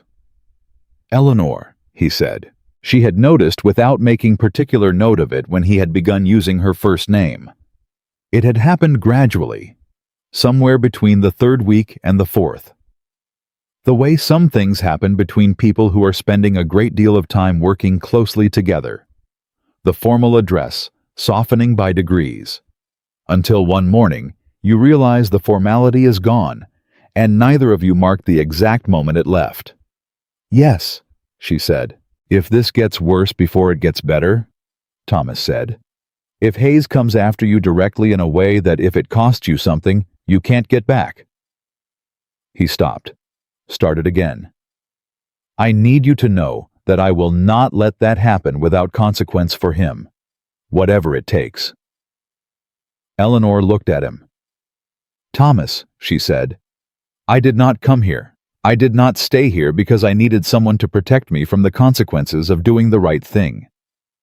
I know that, he said. Then don't offer me protection, she said. Stand beside me. That's different. He was quiet for a moment. Can I do both? He said. Eleanor looked at him. This man with the working hands and the careful eyes and the 4 years of grief he carried like a stone in his coat pocket, and something moved in her chest that she didn't fully look at because it was too new to look at directly. Yes, she said. I think you can. She gathered the papers on the table and went to her room. And 40 miles away, William Hayes sat in his well-appointed office and looked at the report his man had brought him. The woman was still at the ranch. The judge had been visited twice. The tax gambit had not moved Carter as expected, and he felt for the first time in a long campaign the prickle of something unfamiliar. Not fear exactly. Something adjacent to it. He had taken 7 ranches from 7 men, and not one of them had built something before he could stop them. He had not, when he dispatched Gerald Hatch's letter to Missouri, accounted for the particular kind of woman who would answer it. He opened his desk drawer and took out a clean sheet of paper. It was time to stop being subtle. The clean sheet of paper became a letter, and the letter reached Harlan Creek 2 days later. Not to Thomas, not to Avery Cross, not even to Eleanor directly. It went to every merchant, every landowner, every man of standing in the valley, whose name appeared on any civic record Hayes could access. And it arrived on the same morning, delivered by the same rider, who made the circuit of the valley before breakfast, so that by the time the sun was fully up, the letter had been read in 11 households, and its contents were moving through town, like water finding the lowest ground. Eleanor learned about it from Margaret Sully. She had gone into town alone that morning. She had been going into town alone regularly now, deliberately, because a woman who hides gives people a reason to wonder what she's hiding. And Margaret Sully met her at the door of the dry goods store with an expression that sat somewhere between apology and fascination. There's been a letter, Margaret said. Tell me what it says, Eleanor said. Margaret told her. Hayes had written in the measured, concerned tone of a civic-minded businessman that he had come into possession of certain troubling information regarding a woman currently residing at the Carter Ranch. That this woman had arrived in Harlan Creek under circumstances that were not what they appeared. That she had represented herself as a prospective bride to a local farmer, but had in fact harbored intentions of a more calculating nature. That her presence in Thomas Carter's household was the result of a deliberate campaign to attach herself to a man of property and means, and that certain documents in Hayes's possession indicated a pattern of behavior that stretched back to St. Louis, where the woman in question had left behind unresolved financial disputes. Unresolved financial disputes, Eleanor repeated. That's what the letter says. Margaret confirmed. I haven't seen the letter myself. My husband has. He told me. And what did your husband make of it? Margaret Sully looked at Eleanor with the particular careful look of a woman who is deciding in real time how honest she is going to be. He's uncertain, Margaret said. Robert is a fair man, but he's uncertain. And the rest of the town? Divided, Margaret said. There are people who have known Thomas Carter for 15 years who won't believe a word of it. There are people who never quite trusted the situation from the start, and this confirms what they already thought. She paused. And there are people in the middle who are waiting to see what happens next. Eleanor nodded slowly. Thank you, Margaret, she said. That is exactly the information I needed. She bought nothing. She walked back out into the street. She stood on the boardwalk for a moment and let the morning air come off the mountains, and she did not let herself feel the thing that wanted to be felt, the burn of it. The specific humiliation of seeing her name used this way publicly and deliberately in a letter designed to make her disappear. Because she didn't have time for that right now. She would have time for that later. Right now, she had a problem with a shape she could work with, and she was going to work with it. She went to Avery Cross's house. He had already read the letter by the time she arrived. His copy had come with a personal note at the bottom handwritten that said, simply, I would encourage you to reconsider your associations, Avery, for your own sake. Cross handed it to her without comment. Eleanor read it, read the main letter, set them both on his desk. He knows we're close, she said. This isn't a calculated move. This is a panic move. Cross tilted his head. How do you distinguish the two? A calculated move targets me with something specific, Eleanor said. Something that can be traced to a source that makes a particular claim he can back up if challenged. This, she gestured at the letter. This is broad. Unresolved financial disputes in St. Louis. Certain documents in his possession. It's constructed to sound substantive without being substantive because he doesn't actually have anything. He's hoping that people's existing doubts do the work for him. Cross looked at her with something that might have been pride. You're right, he said. He has nothing on you, Miss Whitmore, because there is nothing to have. That won't stop it from working if we give him enough time, Eleanor said. We need to move now, today if possible. What do we have? Cross looked at the stack of documents that had been growing on his desk for the past week. Daniel Corr had telegraphed back within 36 hours and was on a train from Butte with his original survey documents and deed. He was expected tomorrow. Pete had located Sam Ellery in the Bitterroot Valley, and Ellery had confirmed by letter that he had his original papers and would provide a sworn statement. They had Thomas's documents cross-referenced and annotated in Eleanor's hand. They had Cross's own notes from 3 years of watching Hayes operate. What they did not yet have formally was Clara and Gerald Hatch.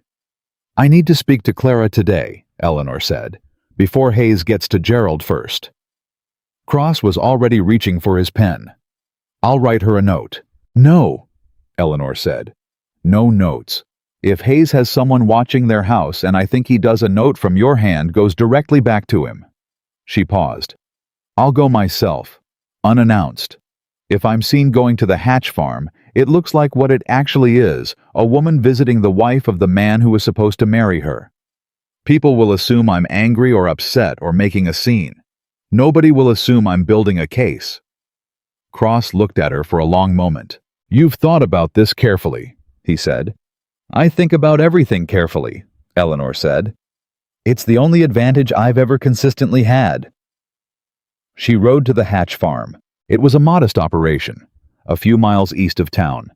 She had gotten the directions from Pete without explaining why, and Pete had given them without asking which was one of the things she valued most about Pete. The farm was tidy, but strained. The particular strain that comes not from laziness, but from too much weight on too few resources, and she understood Gerald Hatch a little better for seeing it. Clara came to the door before Eleanor had finished tying her horse. She had been watching from the window. "He's here," Clara said before Eleanor could speak. "Inside. Gerald is inside. He came back from town an hour ago with Hayes's letter in his hand, and he's—" Her voice broke slightly and steadied. "He's frightened." "I know," Eleanor said. "Let me talk to him." Gerald Hatch was sitting at his kitchen table with Hayes's letter in front of him, and he looked up when Eleanor came through the door, and the expression on his face was the most honest thing she had seen in a long time. It was not the expression of a man caught in something shameful. It was the expression of a man who has been carrying something shameful for so long that he is almost relieved to stop pretending it isn't there. He was younger than she'd pictured, thin with hands that moved too much when he was nervous, which he was. "Miss Whitmore," he said. Eleanor sat down across from him without being invited, because this was not a social call. "I'm not here to discuss what you did," she said. "I'm not here to make you feel worse than you already do. I'm here because we have approximately 48 hours before William Hayes destroys something that took you, me, Thomas Carter, Avery Cross, and 3 other families a great deal of effort to build.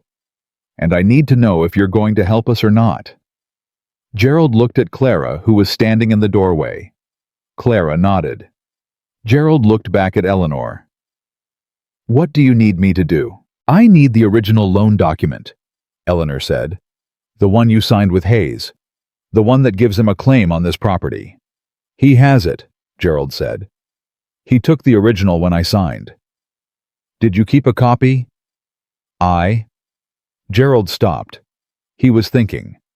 "Clara," he said. "The box in the bedroom. The one with the property papers. Is there a copy of anything from Hayes in there?" Clara disappeared. She came back 2 minutes later with a tin box. Gerald opened it and sorted through it with increasingly urgent hands. And then he stopped, and he pulled out a single folded paper. "A copy," he said. "I made a copy when I signed it. I didn't know why at the time.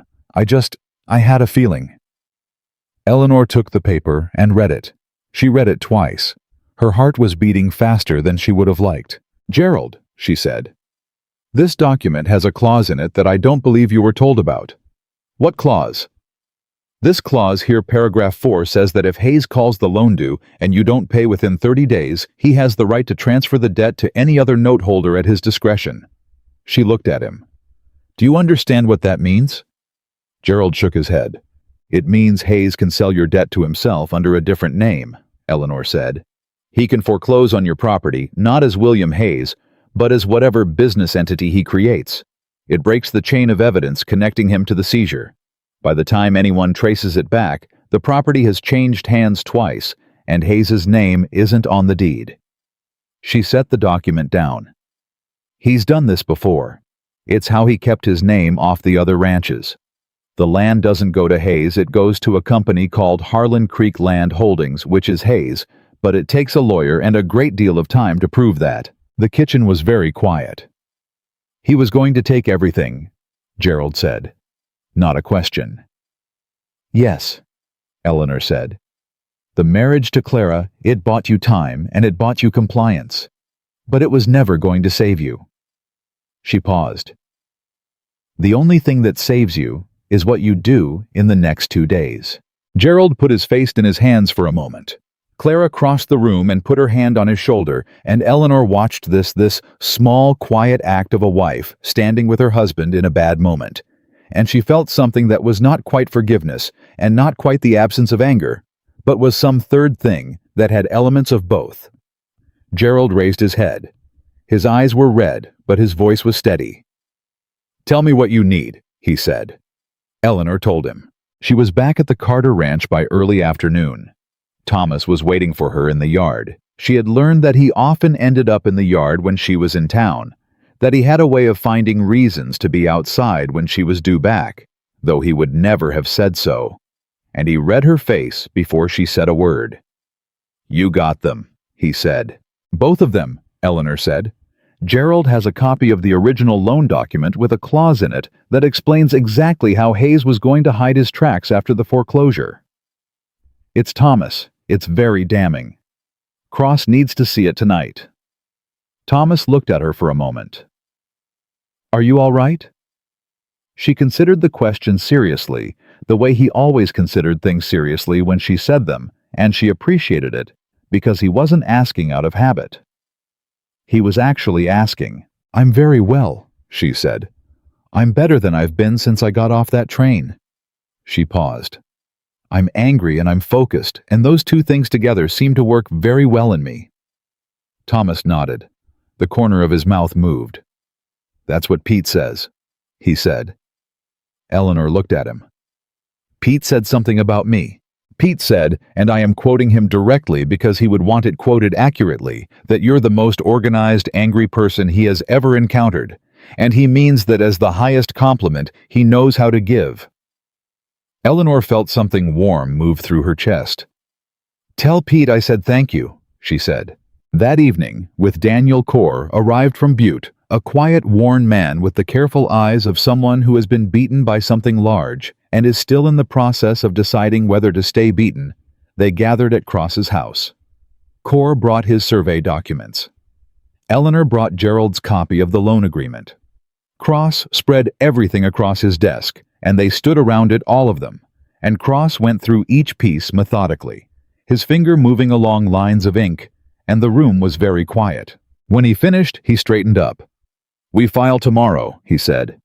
"I was going to say 7 days. We file tomorrow." Nobody argued. "The injunction is straightforward. We have enough documentation to freeze the tax collection while the discrepancy is investigated. That's the defensive move." Cross looked around the room. "The complaint to the territorial court is the offensive one.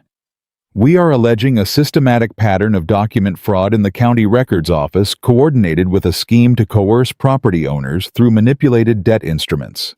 He paused. "If the territorial court accepts the complaint, and I believe they will with what we have here, they will appoint an independent investigator. Hayes cannot touch an independent territorial investigator. That's outside his reach," Corr said from his chair in the corner. "Will I get my land back?" The room went quiet. Cross looked at him. "I can't promise that," he said with the honest directness of a man who respects his listener too much to lie. "What was done to you may not be fully reversible. But if we can prove the fraud, then every transaction that followed from it is legally questionable. A good attorney with this evidence could make a compelling case." He paused. "It's more than you had yesterday." Corr nodded. "It's more than I had yesterday," he agreed.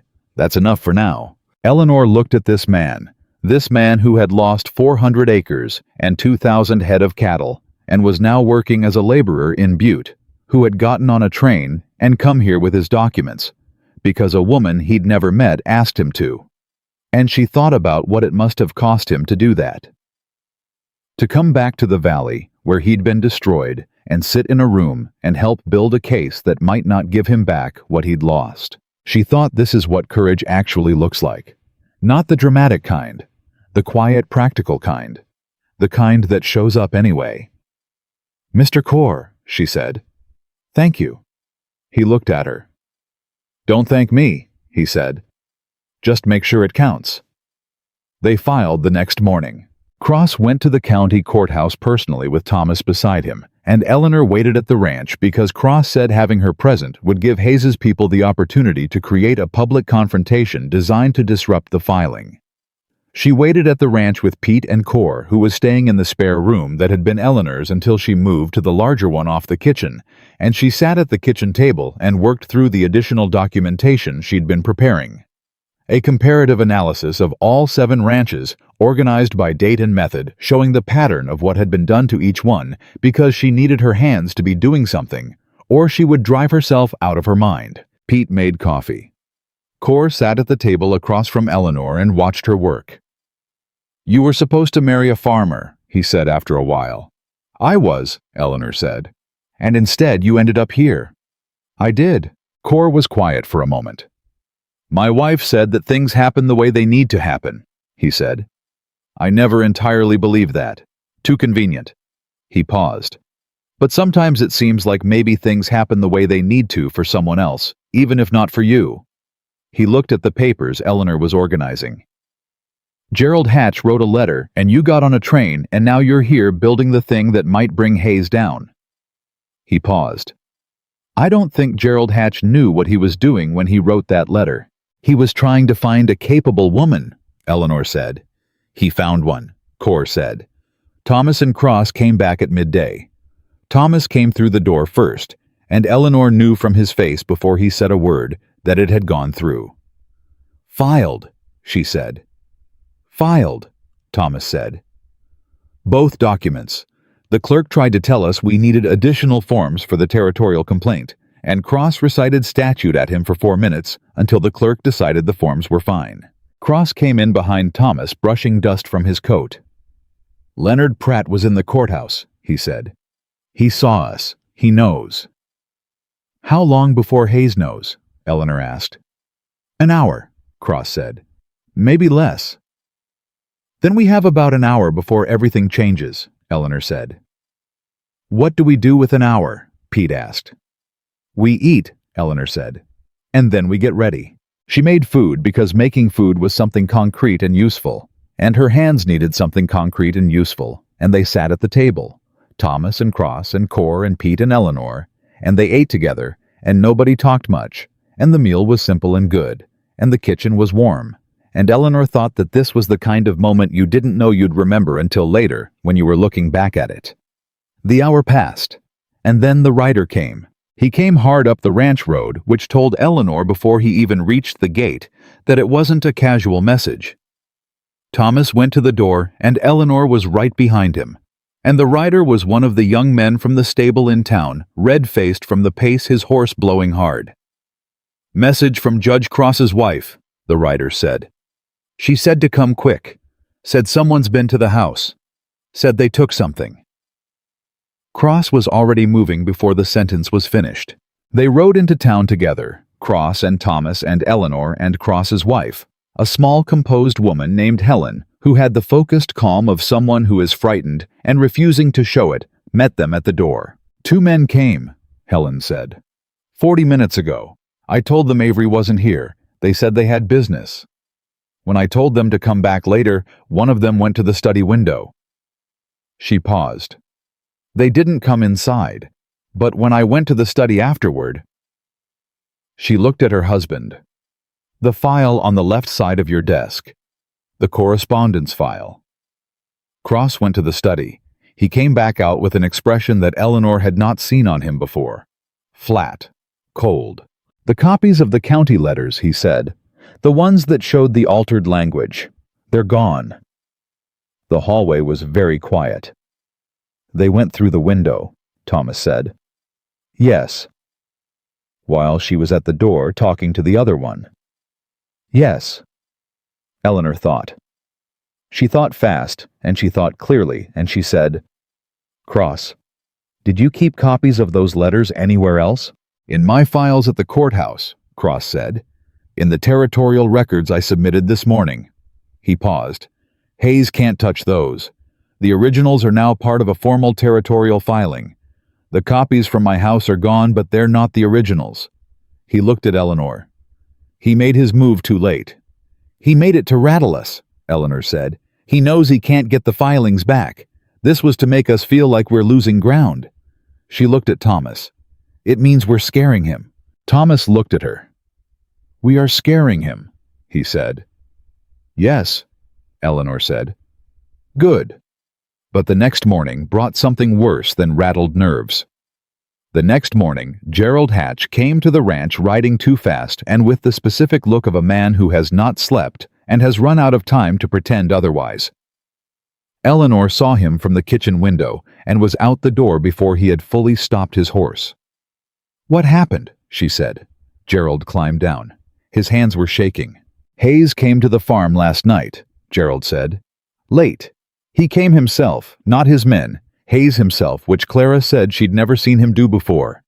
He came, and he sat at our table, and he was very calm and very quiet. And he told me that he knew we had spoken to Cross, and that he knew I had given you the copy of the loan document. Gerald stopped, swallowed. He told me that if I provided a sworn statement in support of the territorial complaint, he would call the loan due immediately, and he would do it through Harlan Creek Land Holdings, so that by the time any legal remedy could be found, the farm would be gone.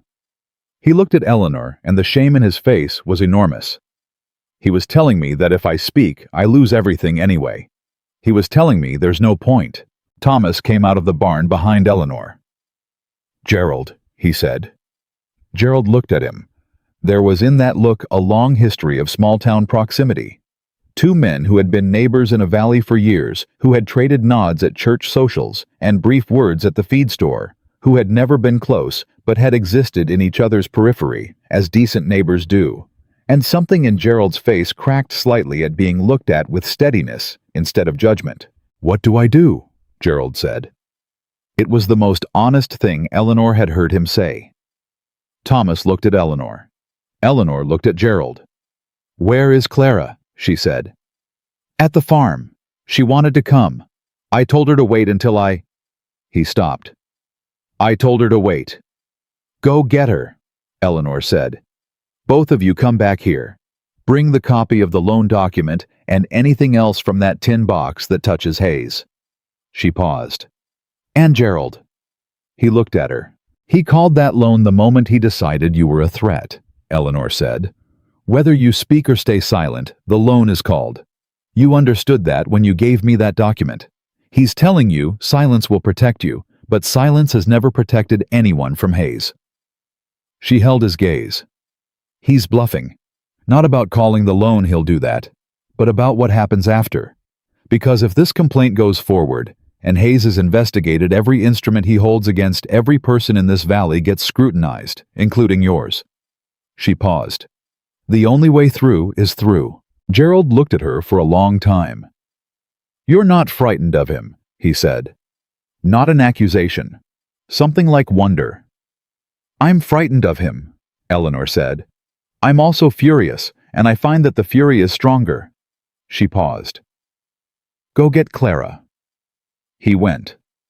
Thomas came to stand beside her as Gerald rode out. "Cross needs to know about last night's visit," Thomas said.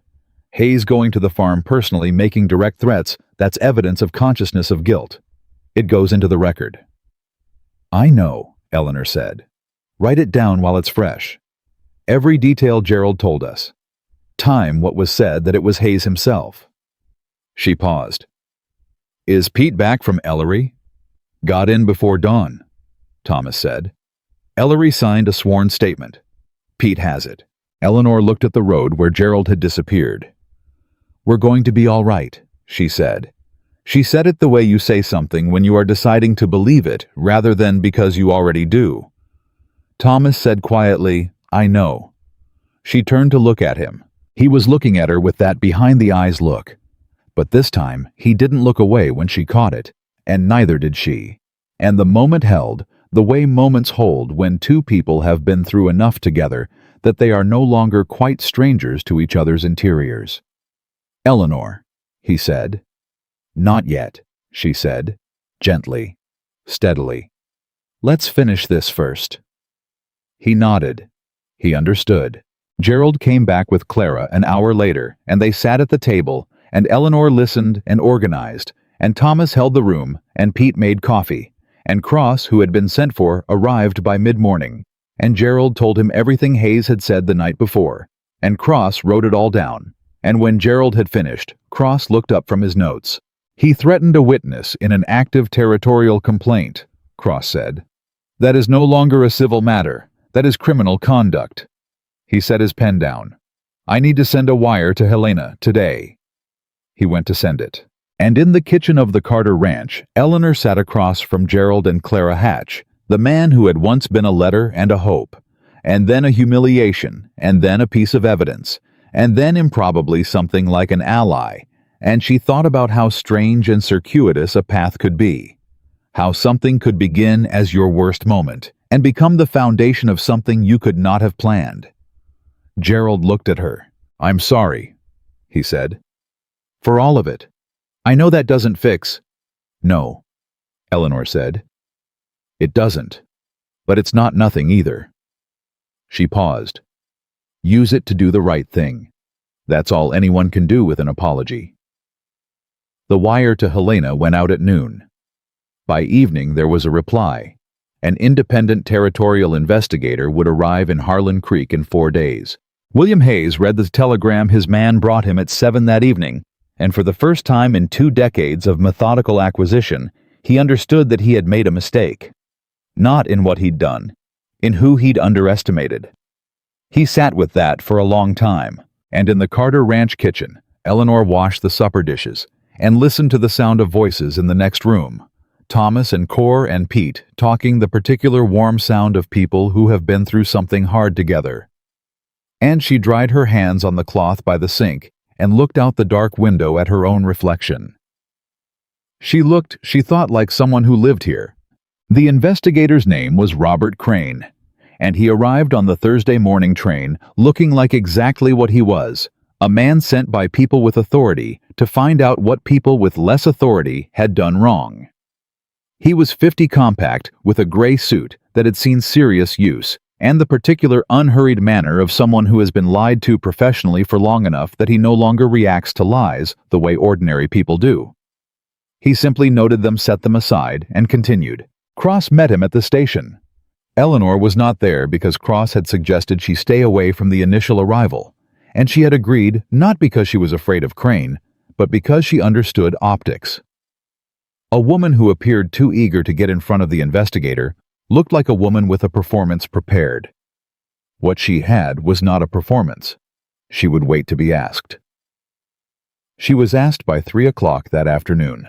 Crane came to the ranch with Cross and Thomas, and he sat at the kitchen table with a cup of coffee. He didn't drink, and a leather notebook. He wrote in, with economical, precise strokes, and he looked at Eleanor the way she imagined he looked at everything, without preconception, without particular warmth, but with complete attention. "Tell me," he said from the beginning. "Not what you think I need to know. Everything." Eleanor told him everything. She had organized it in her mind the night before, in the particular way she organized large things by sequence, by source, by what could be documented and what could only be attested. She spoke for 40 minutes without stopping except when Crane asked a clarifying question, and she watched him write, and she did not editorialize or embroider or reach for sympathy. She gave him facts in the order they had occurred, and she identified the gaps where she had inference rather than evidence, and she told him what each piece of documentation showed and where it came from. When she finished, Crane looked at his notebook for a moment. "You have a considerable mind for organization," he said. "I've been told it's wasted," Eleanor said. Crane looked at her. "By whom?" "Various people over the years." He wrote something in his notebook. "How long were you managing household accounts before this?" "In a professional capacity, 3 years. Before that, informally, from about age 9. "Did you find any discrepancies in the Carter accounts that predated Hayes's involvement?" "None." "And the tax assessment records you identified the handwriting discrepancy yourself?" "Yes." "Without legal or forensic training?" "Without formal training," Eleanor said. "I've been looking at account books long enough that inconsistency in handwriting and ink pressure stands out to me the same way an incorrect sum would." Crane wrote again. He had a way of writing that suggested he was capturing not just what was said, but what was behind it, the texture of the speaker, and Eleanor found she didn't mind being captured that way. She had been looked at her whole life by people who saw only the surface. Being documented by someone interested in what was underneath. Was she realized an unfamiliar and quietly extraordinary thing? "Mr. Hayes's letter alleging financial disputes in St. Louis," Crane said. "I'll need you to respond to that directly." "There are no financial disputes in St. Louis," Eleanor said. "I worked at a laundry for 3 years, and before that at a household as a domestic account manager for 2. I left both positions in good standing with written references that I have with me." I have never had a financial dispute with any person or institution. I have never had a debt I did not pay." She paused. "If Hayes has documents suggesting otherwise, those documents were manufactured. I would welcome the opportunity to examine them and tell you exactly why." "That won't be necessary," Crane said. "I already sent a wire to St. Louis before I arrived. His characterization does not correspond to anything in any record I could locate." Eleanor sat with this for a moment. Hayes had put that allegation in the letter, knowing it was a lie, betting that no one would move fast enough to check. "He was counting on the accusation being enough," Eleanor said, "without anyone examining it." "That appears to be correct," Crane said. He closed his notebook, which Eleanor understood meant that portion was finished. "I'll need to speak with the Hatch family tomorrow," Crane said, "and I'll be visiting the county records office this afternoon." He paused.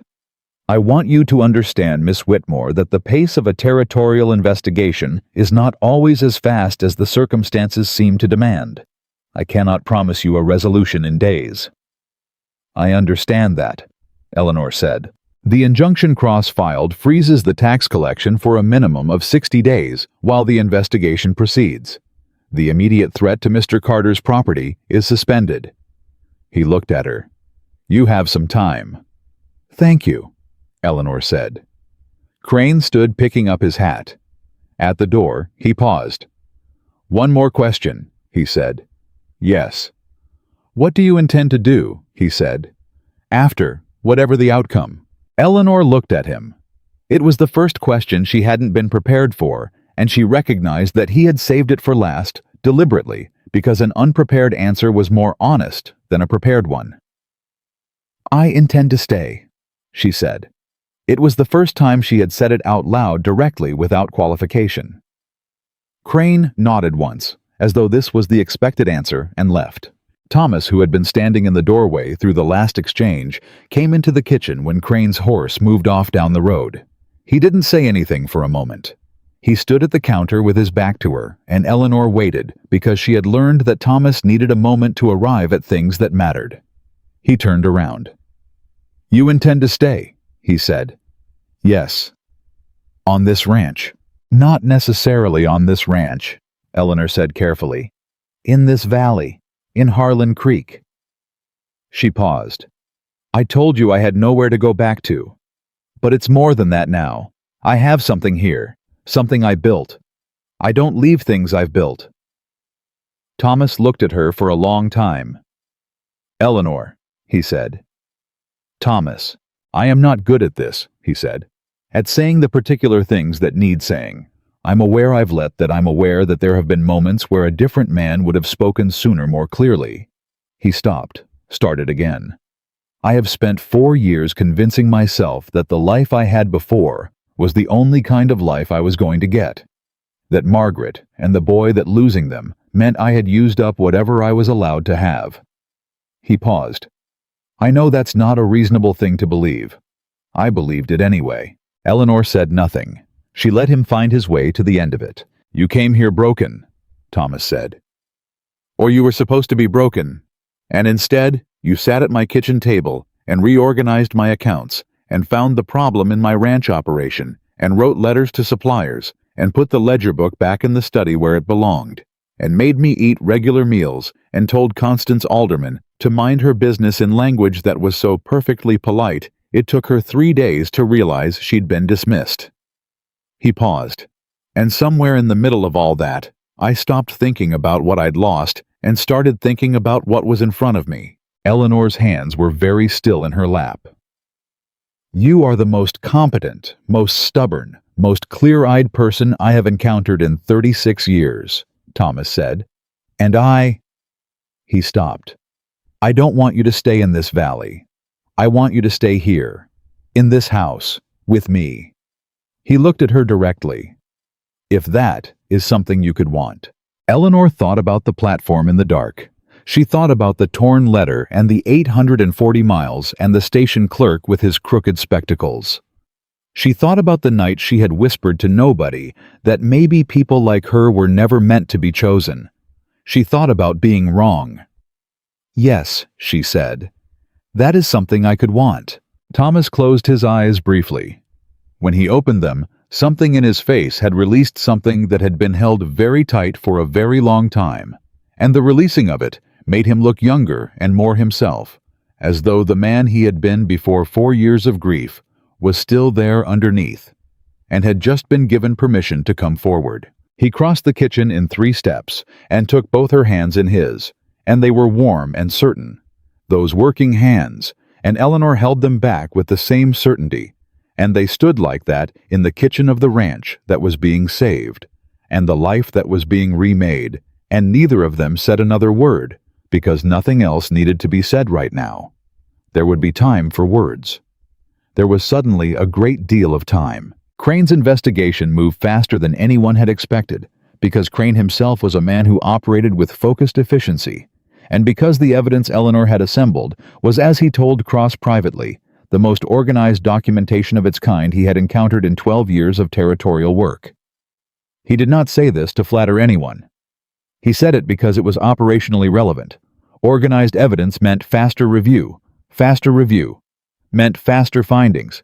Faster findings meant Hayes had less time to maneuver. Leonard Pratt, the county records clerk, broke on the second day. He had held out through Crane's first interview with the fixed, slightly desperate expression of a man who has decided his story and is going to tell it no matter what. Then Crane laid Gerald's copy of the loan document on the table between them, and the copy of the altered tax assessment, with the handwriting comparison Eleanor had annotated, and the sworn statements from Core and Ellery, and finally a single bank record that Crane had obtained through the territorial court, showing a deposit to Pratt's personal account 3 weeks before each of the 7 ranches changed hands. 7 deposits, 7 ranches. Pratt looked at the bank records for a long time. Then he said, "I want to speak to a lawyer." Crane said, "That is your right." Pratt said, Before I do that, I want you to know that I have records. Hayes told me to destroy them. I didn't." He looked at his hands. "I don't know why I didn't. I couldn't." Crane's pen was already moving. When Thomas told Eleanor about Pratt that evening, she sat very still for a moment. "He kept them," she said. "He kept them," Thomas confirmed. "Crane wouldn't tell me what's in them, but he said he used the word comprehensive." Eleanor pressed her hand briefly over her mouth, a gesture she almost never made, and then lowered it. "That poor, foolish man," she said, and she meant it genuinely without irony. Pratt, who had been bought and used and had held onto his guilt in paper form because he couldn't bear to be entirely without evidence of his own conscience. "Don't feel too sorry for him," Pete said from the doorway. "I don't feel sorry for him," Eleanor said. "I feel sorry for what he let himself become. That's different." Pete considered this, and then nodded in the manner of a man acknowledging a distinction he hadn't considered and finds valid. The investigator's report took 11 days. In those 11 days, Eleanor did not stop working. She finalized the supplier arrangements she'd been negotiating for Thomas and drafted the letters that would formalize them. She completed the comparative analysis of all 7 ranch losses, the document she'd been building for weeks, and Cross sent a copy to the territorial attorney's office because he said it was the clearest narrative account of the overall scheme he had yet seen. She met twice more with Clara Hatch, who was building towards something Eleanor recognized as courage. Finding its full form, the courage that comes not from never being afraid, but from deciding that the fear is not the point. She also, on a Thursday afternoon, when the work was quiet for an hour, sat at the kitchen table with a blank sheet of paper and wrote a letter to her aunt in Cincinnati. She told her aunt where she was and what had happened and what she had done. She did not ask for approval, and she did not apologize for the decisions that had led her here. She described the valley and the ranch and the man who had offered her a spare room with a lock on the door and a meal warming on the stove, and she said at the end of the letter simply, "I believe I am exactly where I am supposed to be, and I think you will understand that I could not have said that truthfully in a very long time." She sealed it and gave it to Pete to take to the post office, and Pete took it without comment, but he came back that afternoon with a small package of peppermints that he set on the kitchen table without explanation, which Eleanor understood was Pete's way of saying something warm that he would never say out loud. and she ate one peppermint and left the rest on the table, where anyone could reach them, and Pete took 3 over the course of the evening, without acknowledging that he had. Crane's report arrived on a Friday. Hayes was formally charged with fraud, coercion, and conspiracy to defraud property owners through the deliberate alteration of public records. Leonard Pratt was charged as an accessory. Foster Dobbs, Clara's uncle, was named as a co-conspirator pending further investigation. The Territorial Attorney's Office was taking the case. 3 things happened in the 24 hours that followed. First, Hayes's lawyer filed a motion to challenge the investigation on procedural grounds, which Crane had apparently anticipated, because his report had been structured specifically to withstand exactly that challenge, and the motion was denied within 6 hours. Second, the injunction on Thomas's tax assessment was made permanent, pending resolution of the fraud case, which meant the manufactured debt was frozen and unenforceable. Third, Hayes left town. He didn't announce it. He simply wasn't there one morning, his house locked, his horses gone, his man Briggs nowhere to be found. The Territorial Court issued a warrant, and it would catch up with him eventually. Cross said, because the territorial network was comprehensive, and Hayes was not the kind of man who could disappear into rough country and survive there. He was a city man dressed in land-baron clothing, and without his lawyers and his records clerks and his strategic levers, he was considerably smaller than he had appeared. When Thomas told Eleanor that Hayes was gone, she was at the kitchen table with her coffee. She sat with it for a moment. "Good," she said. Thomas looked at her. "That's all? What else would you like me to say?" "I don't know," Thomas said. "I thought you might feel relieved," Eleanor said. "I feel relieved. And I feel the particular satisfaction of having done something that mattered with people who were worth doing it with." She looked at her coffee. "I don't feel triumphant. I feel like I can breathe correctly for the first time in 11 weeks. Thomas sat down across from her. "What do you need?" he said. "Right now. What do you actually need?" Eleanor thought about the question with the seriousness it deserved. "I need to sleep past 5 o'clock one morning," she said. "I need Pete to stop pretending he doesn't eat the peppermints. And I need—" She stopped. "What?" "I need this to keep feeling real," she said. "It still feels slightly like something I'm going to wake up from." Thomas reached across the table and covered her hand with his. "It's real," he said. She turned her hand over and held his. "I know," she said. "I know it is."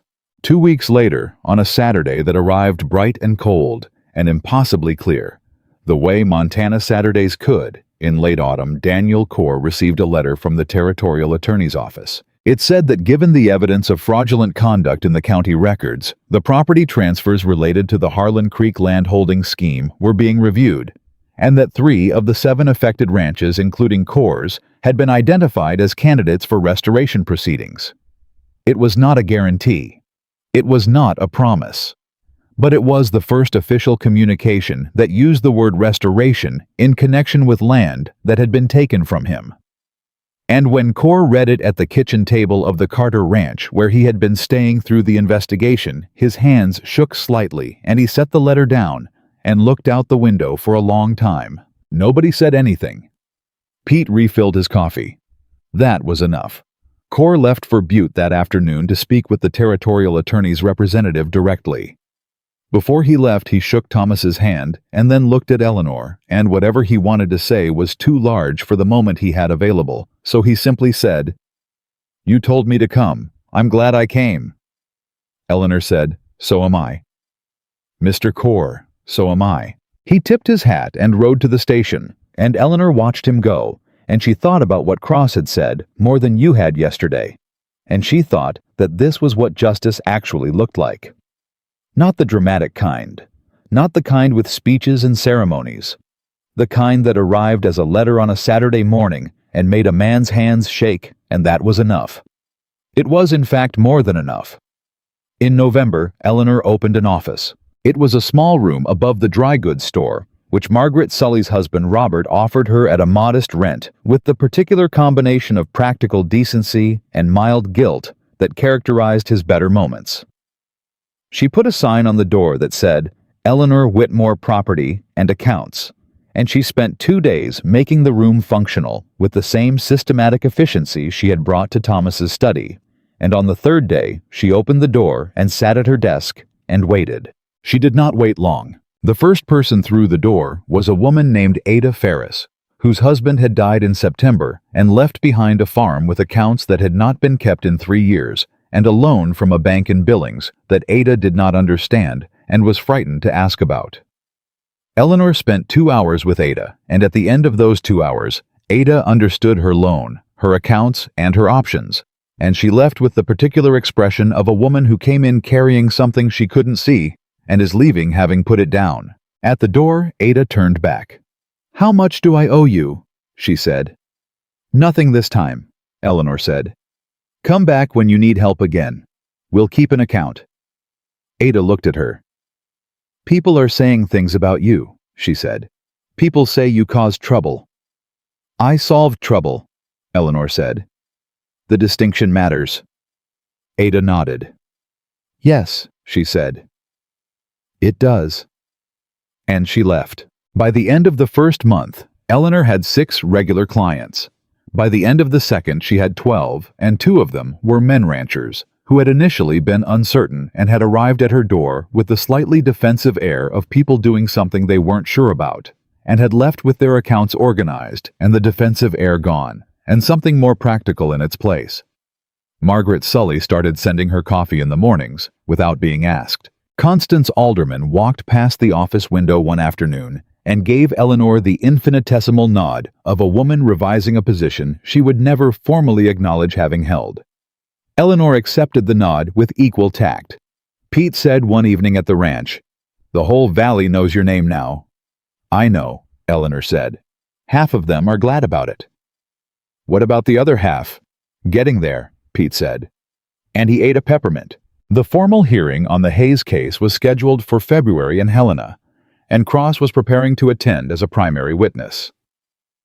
Gerald and Clara Hatch had both given formal depositions, and Gerald had done so with the particular purposefulness of a man who has finally found the right use for his guilt. Eleanor had reviewed the depositions and found them solid and consistent and true, and she had told Gerald so, and the relief on his face was the relief of a man who has been carrying a weight for so long he has forgotten what it would feel like to set it down. "You know I still owe you an apology," Gerald said. "A real one, not a legal statement." "You owe Clara an apology," Eleanor said. "And from what I've seen, you're working on it." She paused. "As for me, you wrote a letter that brought me here. Everything that followed from that, I'll accept as the terms." Gerald looked at her. "That's extraordinarily generous." "It's not generosity," Eleanor said. "It's accurate accounting." She paused. "I'm very good at accurate accounting." He almost laughed. It was the closest thing to an unguarded moment she had seen from him, and she thought there is a decent man in there who has made poor choices and is trying to make better ones. That was, she had learned about as much as you could ask of any person. December came into the valley cold and clear, and the ranch was different than it had been in October. The south pasture rotation was in its second phase, and Pete reported the results were better than projected. The new supplier arrangement had reduced feed costs by more than the estimate. The ledger books were current annotated and kept in the study on the shelf where they belonged. The lamp chimney was intact. The draft under the back door was sealed. The house was warm. Not just in the way that houses with good stoves are warm. In the way that houses with people in them are warm, when the people inside them are not merely coexisting, but are genuinely actively alive in each other's company. Thomas had started talking more. Eleanor had noticed it gradually, then all at once the way you notice a season changing. One morning you look up, and the thing is already different, and you can't point to the exact moment it shifted. He talked about the ranch, about the cattle, about what he wanted to build in the spring. He talked about Margaret sometimes briefly honestly, without the careful pain of a man who has only recently permitted himself to say the name. And Eleanor listened, and asked questions, and did not treat the subject as something fragile, because Thomas, she had determined, needed someone who could hold the weight of his past alongside him without flinching. He started finishing her sentences occasionally. She started finishing his. Pete observed this with the stoic satisfaction of a man who has kept a secret he never told, because it wasn't his secret to tell. On a Sunday in mid-December, they rode out to the north pasture together to check the fence line, which was something Thomas usually did with Pete, and had taken to doing with Eleanor instead on Sunday mornings when the week's work had settled. The creek ran below them, and the mountains were very white and very present on the horizon, and Eleanor was thinking about the February hearing and the restoration proceedings for Core's property, and whether Ada Ferris understood the renewal clause in her Billings loan. She was almost always thinking about several things at once when Thomas pulled his horse to a stop. She pulled hers alongside. "I want to ask you something," Thomas said. Eleanor waited. "I want to ask you properly," he said. "Not I said something in the kitchen in November that was true and meant, but it was not I said it in the wrong order. I asked whether you could want something before I told you clearly what I was asking for." Eleanor looked at him. "Eleanor Whitmore," Thomas said. And he said her full name, the way he had said it on the platform all those weeks ago, the first time when he was a stranger with his hat in his hands, and she was a woman with a torn letter in her lap, and neither of them had any idea what they were building. "I am asking you to marry me. Not because I need help running the ranch, though you have made the ranch considerably more functional than it was. Not because I'm lonely, though I was. Because you are—" He stopped. "Because I want to spend the rest of my life being the person you think is worth looking at the way you look at me." The creek ran below them. The mountains held their ground. Eleanor looked at this man, this weathered, careful, working-handed, quietly tremendous man who had looked at her on a dark platform and seen a person rather than a problem, and had never, not once in all the weeks since, looked at her any other way. "Yes," she said. "I will marry you, Thomas Carter." He reached across the space between the horses and took her hand, and she gave it, and they stayed there like that for a moment on the north pasture of the ranch that was saved above the creek, that had been worth fighting for beneath the mountains, that did not know or care about any of it, and were magnificent anyway. Then Thomas said, "Pete is going to say he knew from the first week." "Pete did know from the first week," Eleanor said. "He's going to be insufferable about it." "He's earned it," Eleanor said. "Let him be insufferable." Thomas squeezed her hand once and let it go, and they turned their horses back toward the ranch, and Eleanor felt something settle in her, some long-held uncertainty, some waiting. She hadn't known she was doing, settle and become still the way water settles, after something large has moved through it and the surface finds its level again. She thought about the platform. She thought about the torn letter, and the cold, and the station clerk, and the long, terrible stillness of sitting alone in the dark, believing nobody was coming. She thought about a man's voice, quiet, deliberate, careful not to startle, saying, "Don't sit alone, miss," and how she had looked up and found someone who was looking back at her like she mattered, and how that had been the beginning of everything. She had arrived believing she was not the kind of woman who got chosen. She had learned over 11 weeks and 840 miles and a land fraud case and a county record scandal and more account books than she could count that this was the wrong question, the wrong thing to wait for.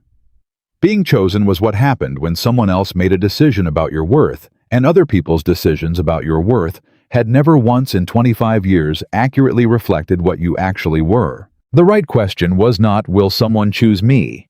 The right question was, what am I going to build? And she had built something. She had built an office with a sign on the door.